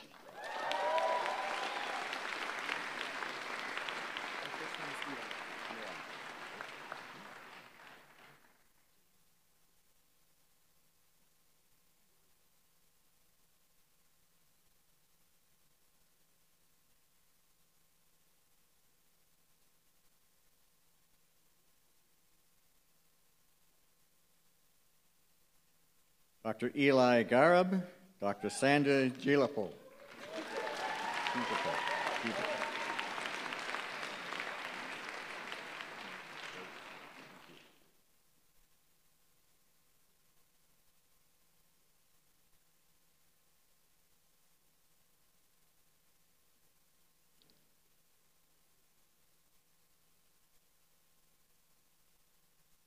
Dr. Lauren Elizabeth Gordon, Dr. Alicia Gray.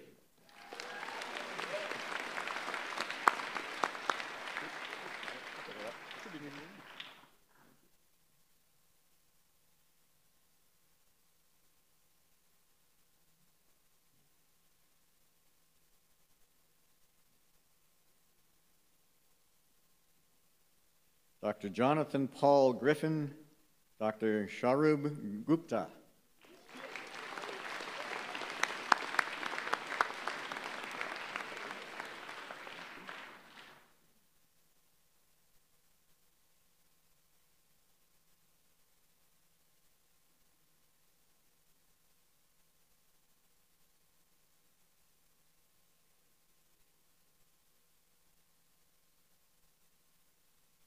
Dr. Julie Hatchie, Dr. Ann Megan Hagerty.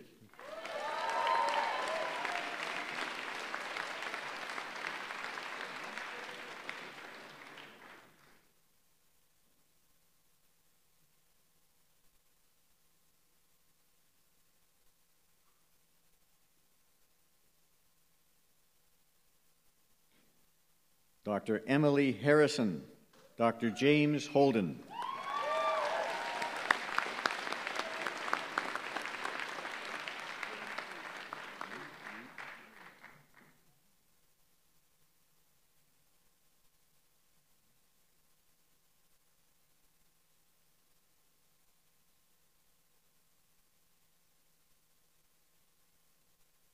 Dr. Yin Hui, Dr. Charlotte Hunter.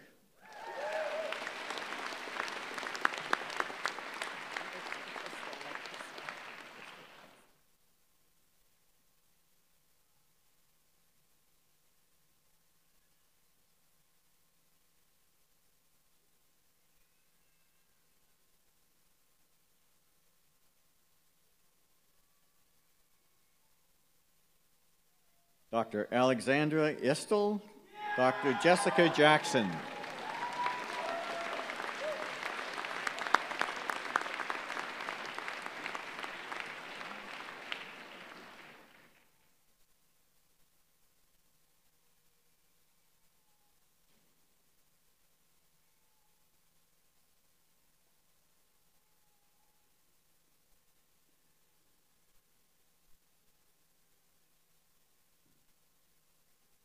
Dr. Noor Jawad, Dr. Alex Chiang.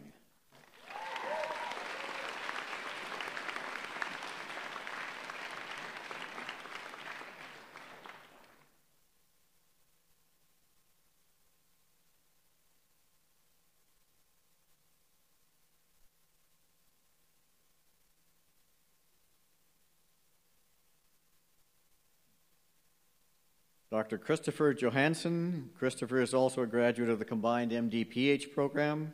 And Dr. Ari Judah.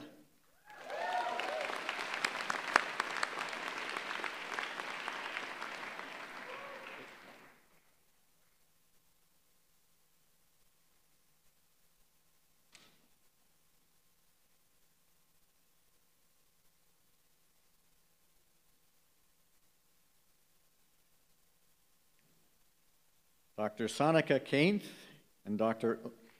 Odion Calestri.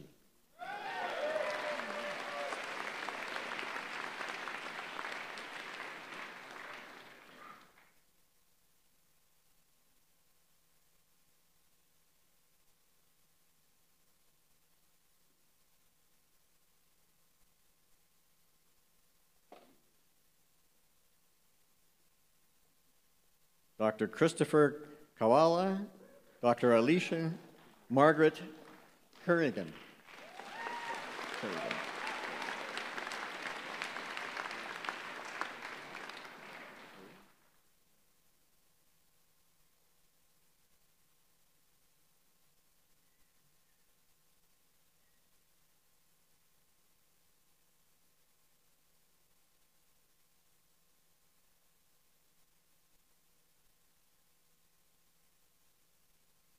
Dr. Maria Kami, Dr. Rusha Kandakar.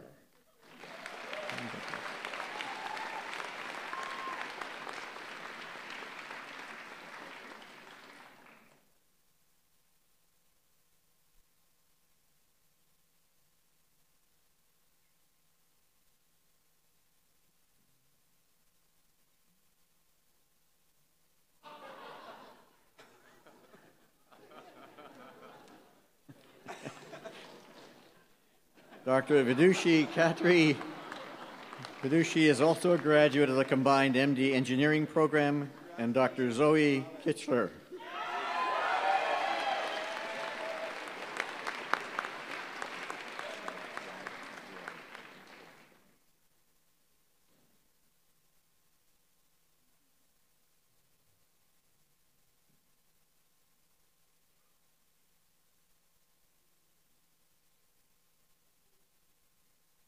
Dr. Duan Kim and Dr. Amrit Goplani.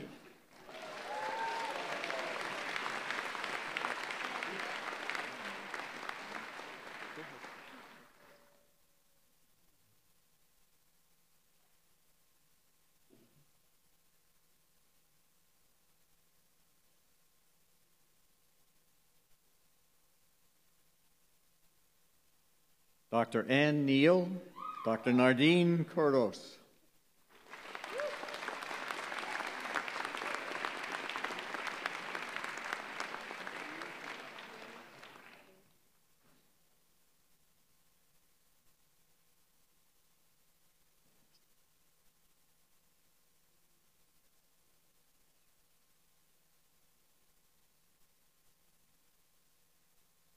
Dr. Benjamin Jared Langer, Dr. Nathan Tyler Lansdell.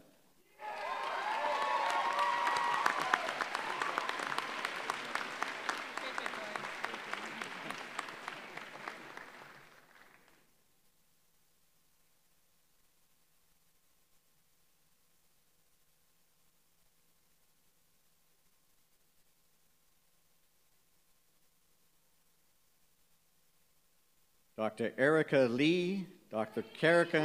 Catherine Schalke Lee.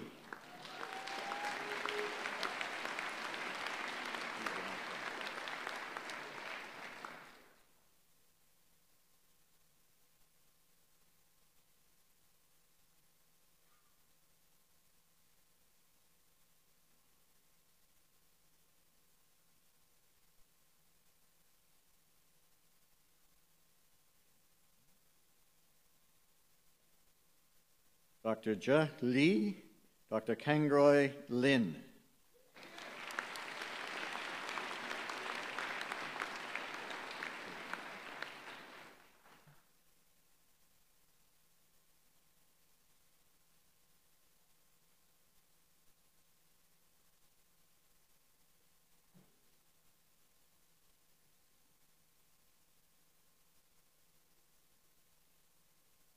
Dr. Arthur Ling, Dr. Kevin Liu.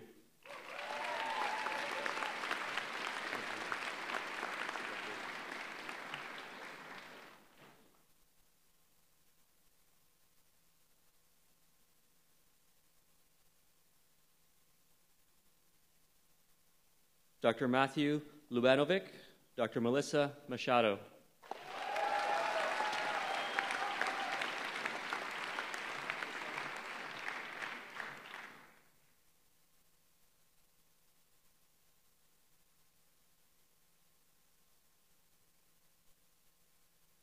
Dr. David Mainprize, Dr. Alexa Marr.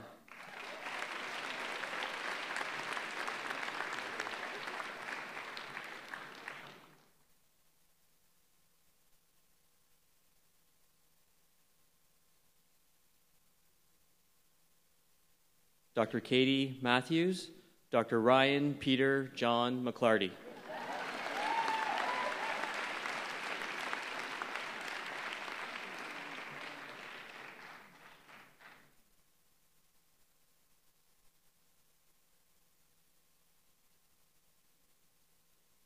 Dr. Simone Aviva Mendel, Dr. Kathleen Milne.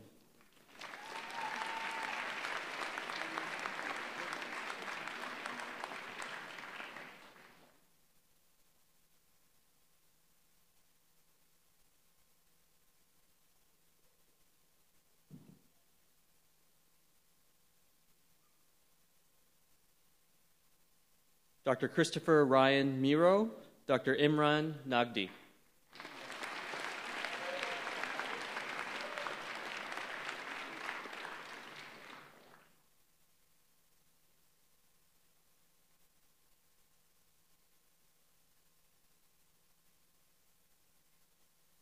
Dr. George Bassam Nasrallah, Dr. Sophia Nastis.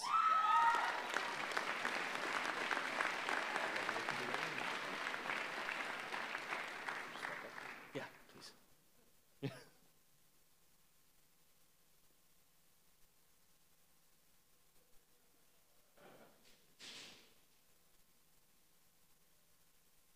Dr. Wilson Nye, Dr. Amelia Ann Noon.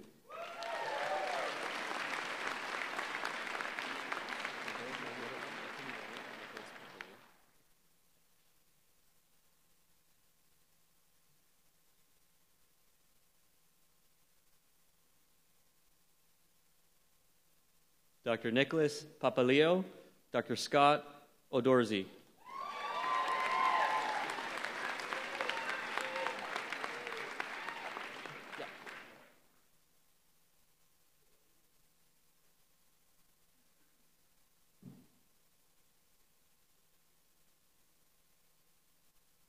Dr. Nicholas Paquette, Dr. Avni Pardesani.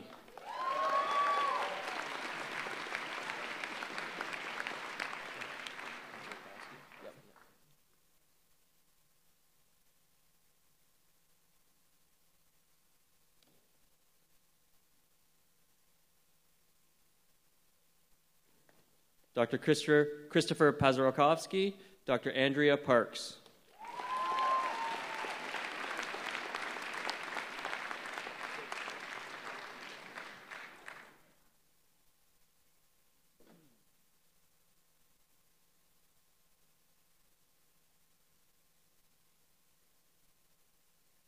Dr. Jeffrey Patterson Fortin, Dr. John Alexander Pierce.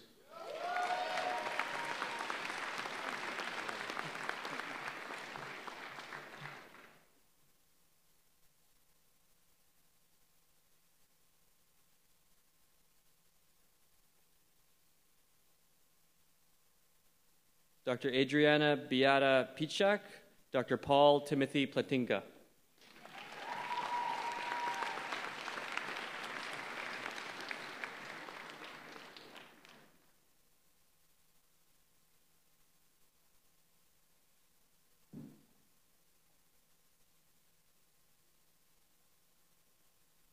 Dr. Andrew Stephen Pilipiak, Dr. Stas Propotnev.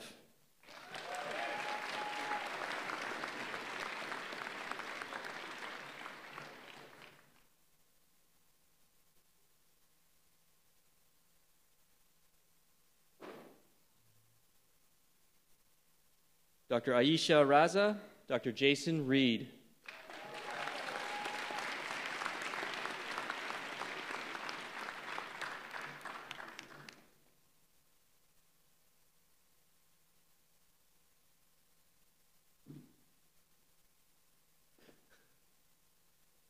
Dr. Lauren Riggin, Dr. Melinda Rodoa.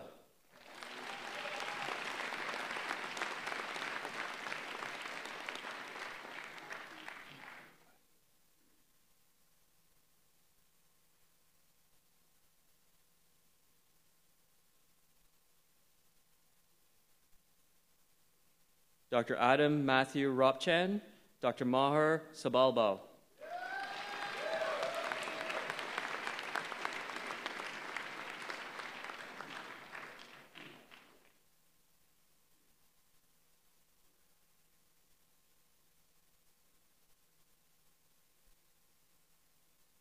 Dr. Thomas Jan Zahn, Dr. Reese Schemmer.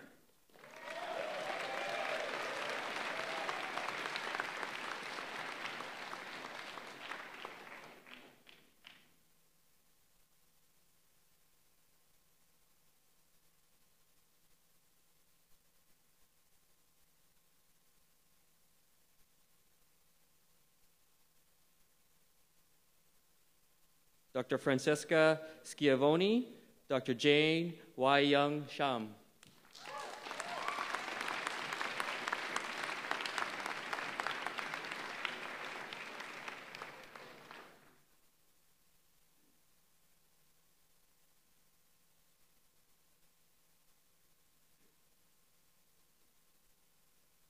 Dr. Thomas Shi, Dr. Shamir Shivji.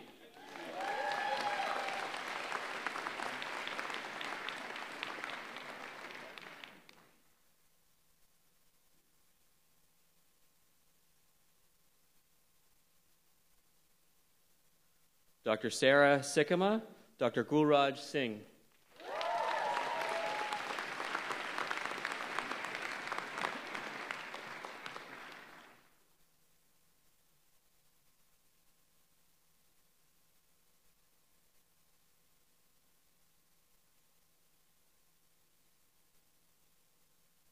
Dr. Stephanie Soltz, Dr. Erin Kathleen Sloan.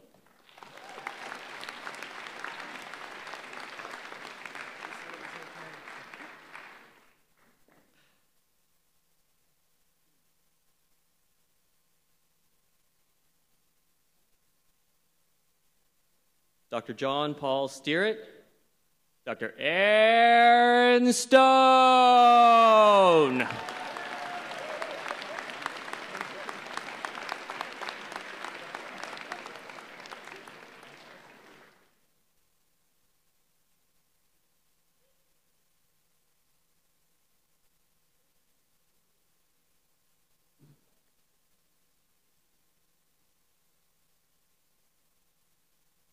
Dr. Alice C., Dr. Elaine Tang.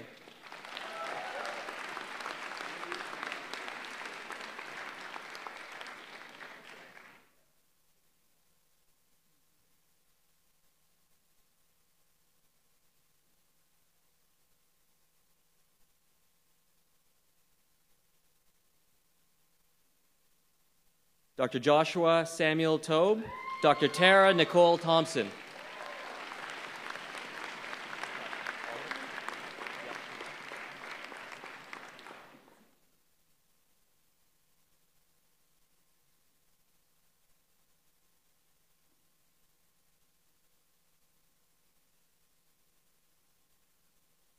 Dr. Carolyn Ann Travers, Dr. Philip Paul Tremblay II.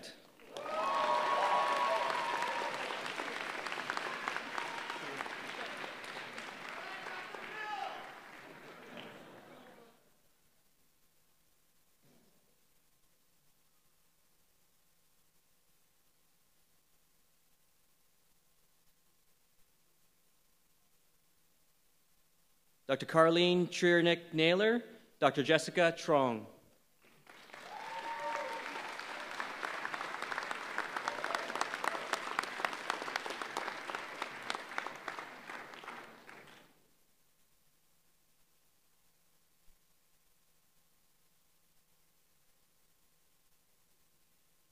Dr. Patrick Volk, Dr. Kristen Van Slichtenhorst.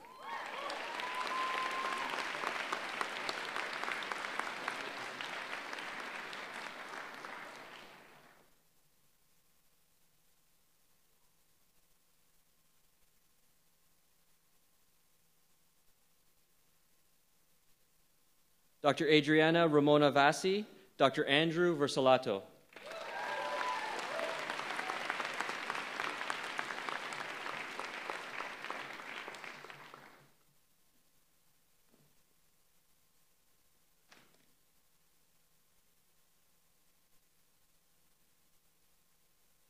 Dr. Caitlin Janice Ward, Dr. Lauren Elizabeth Vilmer.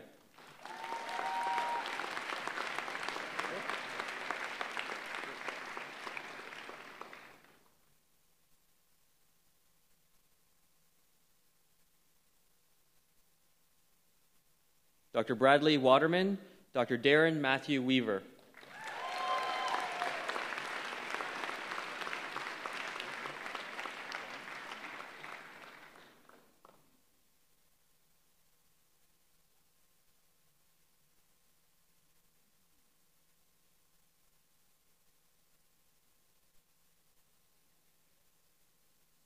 Dr. Helena Sylvia White, Dr. Sarah Eva Marie Wise.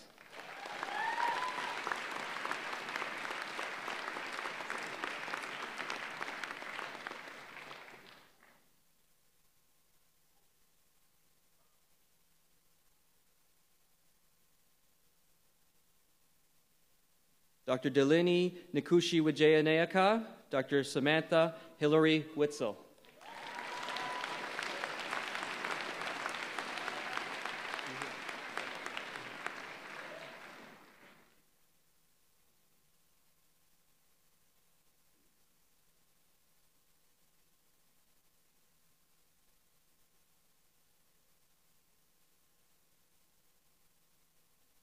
Dr. Derek Jehe Wong, Dr. Matthew Christopher Wong.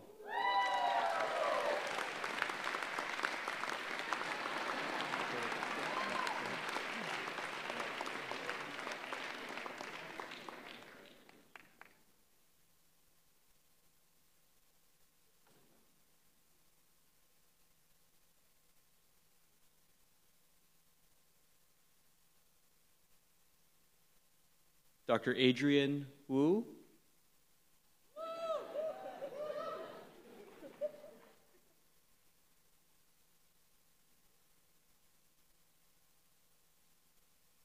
And Dr. David Arthur Joseph Wanacott.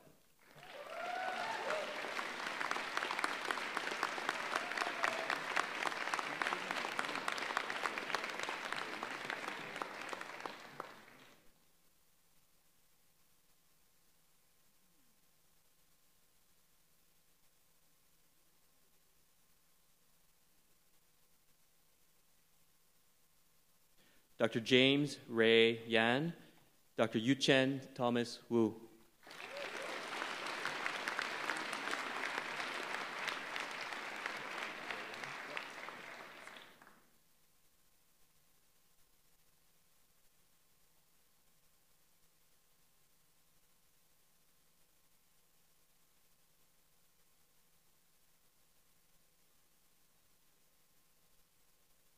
Dr. Lucy May Yang, Dr. Wei Yan Yao.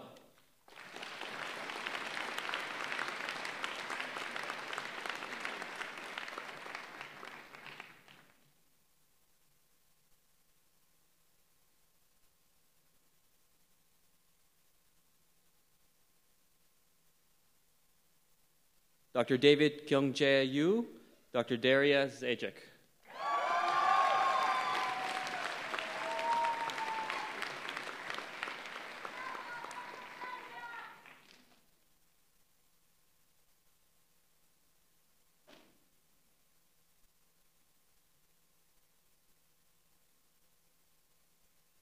Dr. Angela Zhang, Dr. Hambo Zhang.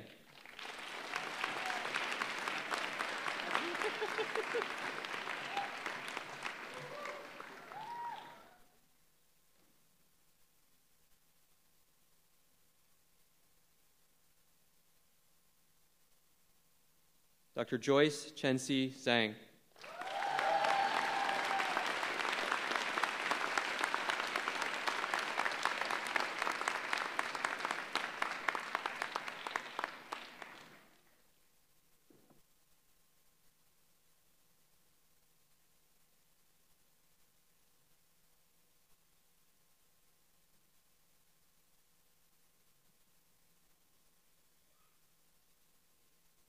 I grant to the Dean of the Schulich School of Medicine and Dentistry the authority to confer the degrees of those candidates who are absent today as recommended by Senate.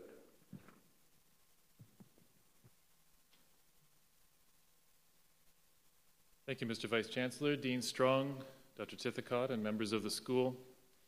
Dear class of Meds 2015, please accept my sincere personal congratulations. You've all worked hard for your MD degree. It's very well deserved, of course. I trust that you'll care for it with pride and wear it with humility. You are now officially entitled, even encouraged, to be addressed as doctor.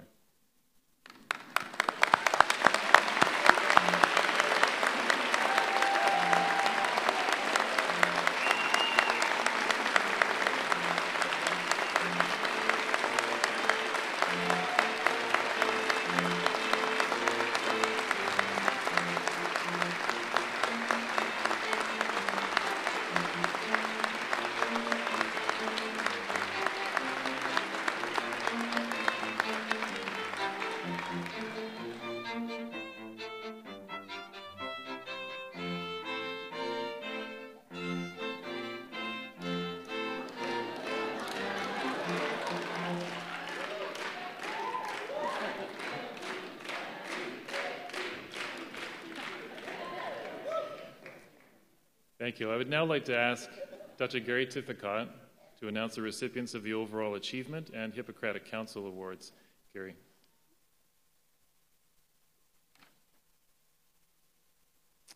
Vice Chancellor Chakma. So I'd like at this time to ask the following recipients to come forward. When I call your name, please go to the stairs at the right and wait until your name's called and come forward and receive your awards. So at this time, I'd like to call forward Dr. Michael David Clemente.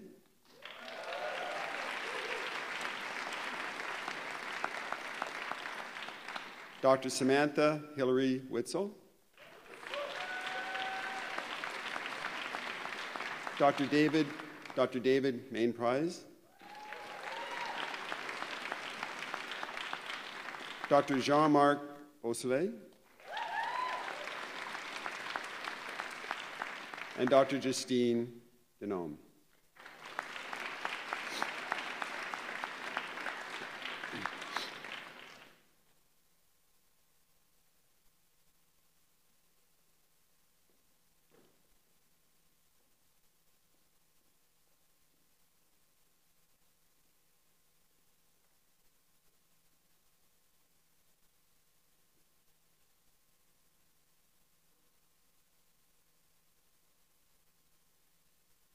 The Alpha Kappa Gold Medal is awarded to the medical student with the highest standing in the final year of studies at Western University.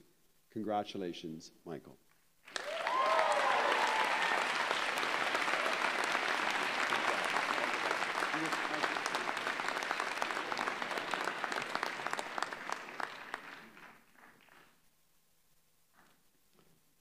The Class of 1917 prize is awarded for general proficiency in all 4 years of study of medicine at Western University. Samantha, congratulations on this achievement.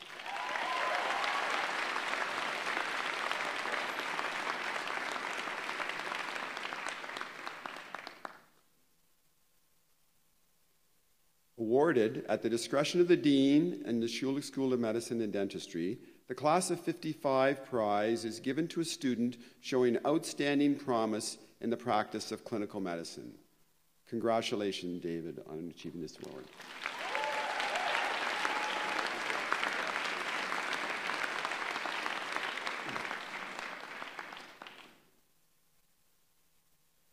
The Kingswood Scholarship is awarded to the student considered most proficient by the authorities of the university. Jean-Marc, congratulations on achieving this award.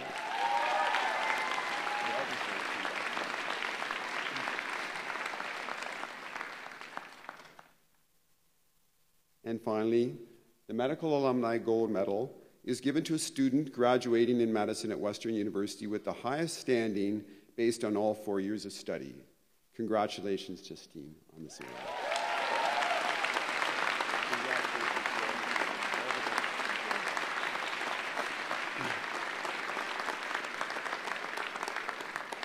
It gives me great pleasure to acknowledge your outstanding achievements, each of you, and I'm confident that you will continue to set high standards for yourselves as you embark on your careers as physicians. Now, could I ask that each of the following recipients of the Hippocratic Council and Convocation Awards join me on stage? Once again, come up the stage to my right, and as I call your names forward. Dr. Arjun Amrit Kirpalani, Dr. Maria Kami, Dr. Erica Lee, and Dr. Philippe Paul Tremblay.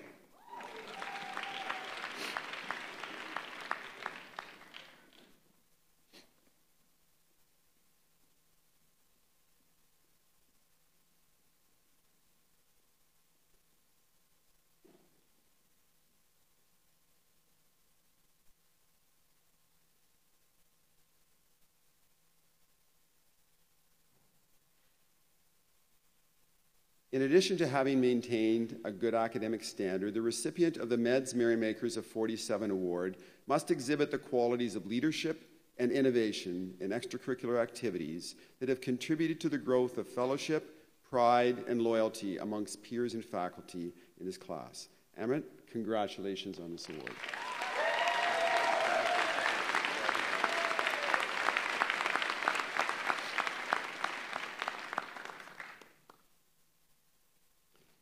The Dr. Jim Silcox Award is given in honor of a former associate dean to medical students who, in the opinion of the Hippocratic Council and the Student Affairs Committee, have contributed most significantly to the lives of students, faculty, and to our community. Congratulations to Maria, Erica, and Philip for this award. No.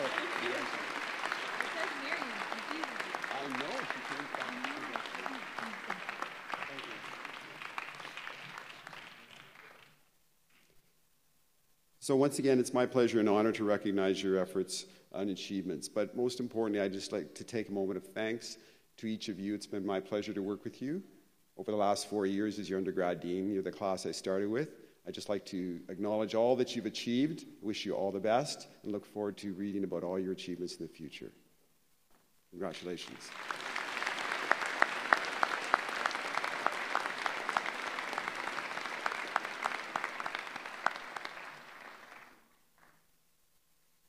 Thank you, Dr. Kithcott, and congratulations again to our special awardees.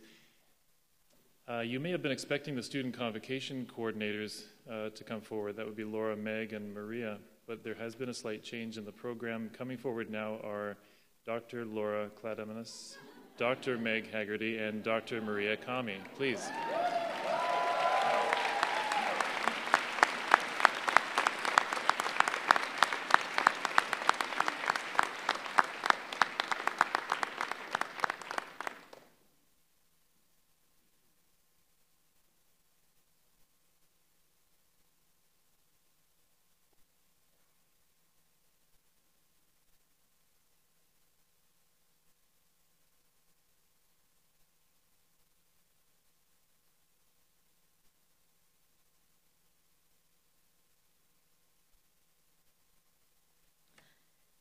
Vice Chancellor Chekma, President Wildeman, Dean Strong, honored faculty, the class of METS 2015, families and friends. On behalf of the Convocation Committee, myself, Laura, and Meg, we would like to thank all of the graduates, families, friends, and faculty for joining us today. On behalf of the class of 2015, we would like to take the opportunity to thank some very special people who have had a significant and very impactful role throughout our journey here at Schulich. Firstly, we would like to thank 3 people who have worked tirelessly to make today a success. Today would not have been possible without their efforts. In addition, they have been incredibly supportive to our class from day 1 of medical school. Thank you to Pam Beer, Dr. Marjorie Johnson, and Dr. Robert Hammond.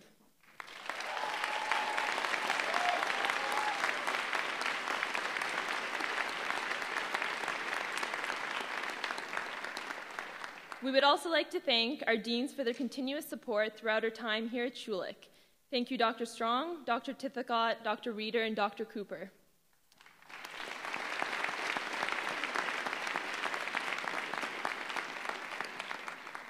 Our honorary class presidents and wonderful mentors, Dr. Fung and Dr. Baga.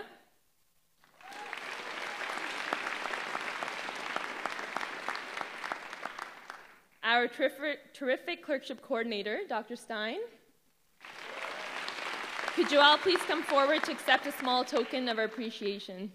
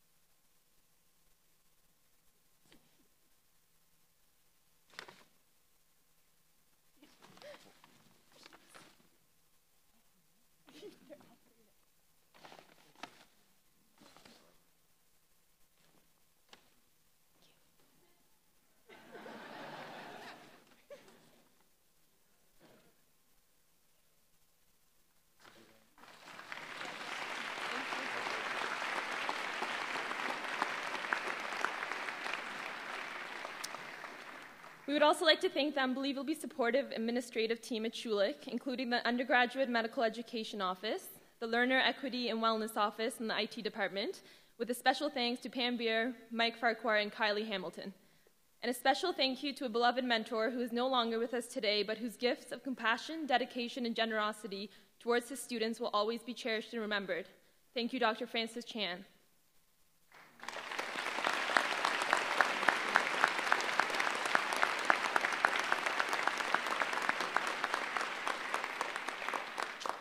Please join us now for the luncheon, which is in the Great Hall. That will be running from 12 to 2 p.m. We hope to see you all there. And a reminder to all the graduates that we'll be taking a class photo on UC Hill right after the ceremony before the luncheon. So if you could meet us out there, that would be great. And thank you again for joining us today to celebrate the class of 2015.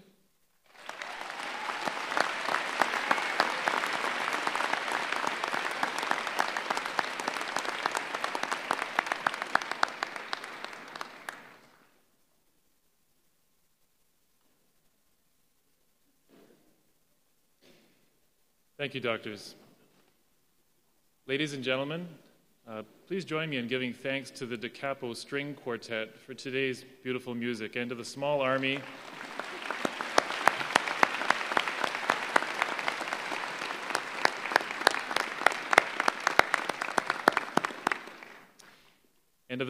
of dedicated staff led by Pam Beer, who have taken care of every detail this morning to make this convocation the memorable event that it is. Before we finish, I would like to pass along a few important pieces of information. Immediately following the ceremony, there will be a group class photo on the University College Hill, and I've been made aware that, according to my radar forecast here from Environment Canada, that the weather has smiled on you, at least briefly. There appears to be a pocket of no rain over top of the region. So I hope that the long heels aren't going to dig into the wet grass, but it apparently was the wishes of the class to have the photo outside, if at all possible, as opposed to on stage. So that being the case, when we leave here, I'll ask you to go directly to the University Hill for that photograph. Photography will be there and set up, and they'll take a quick photo of you, leaving still plenty of time for you to have special photographs with family and friends. And a digital copy of that group photo, of course, will be available for the class. It's also important for you to know, as Maria mentioned, that there will be a reception for our new alumni, their parents, family, and friends immediately after the ceremony. It will be held in the Great Hall that's in Somerville House, not far from the front doors of this building. Please note that campus police will briefly close the ring road in front of Alumni Hall to traffic, just to ensure the safe exit of graduates and our guests. If you are parked in the Alumni Hall lot, that will mean a slight delay in your departure because of this safety measure. When I've concluded, the Esquire Bedell will come forward to the front of the mace table, and at that moment I would ask that everyone please rise to sing God Save the Queen. The Vice-Chancellor will then close this convocation ceremony, and the Esquire Bedell will lift the mace from the table, signaling the recession of the platform party and our graduates. Following dismissal of convocation, the honored platform guests will leave the stage and proceed out of the auditorium, and the remainder of the faculty will follow. I would ask that our graduates then file out of the auditorium immediately after faculty has done so. I would also ask the remainder of audience to please remain standing while the platform guests and graduates exit the auditorium. Finally, dear class of 2015, from the bottom of our hearts, we wish every one of you the very best that life and this career has to offer. Please accept our warmest congratulations once again.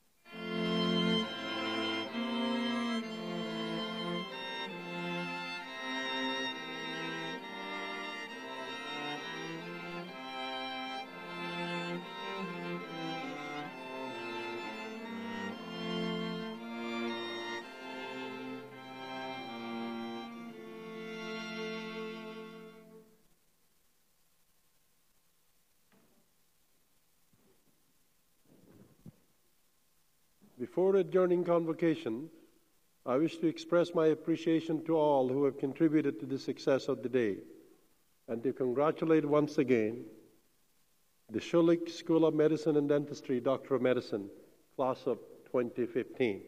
Convocation is now adjourned.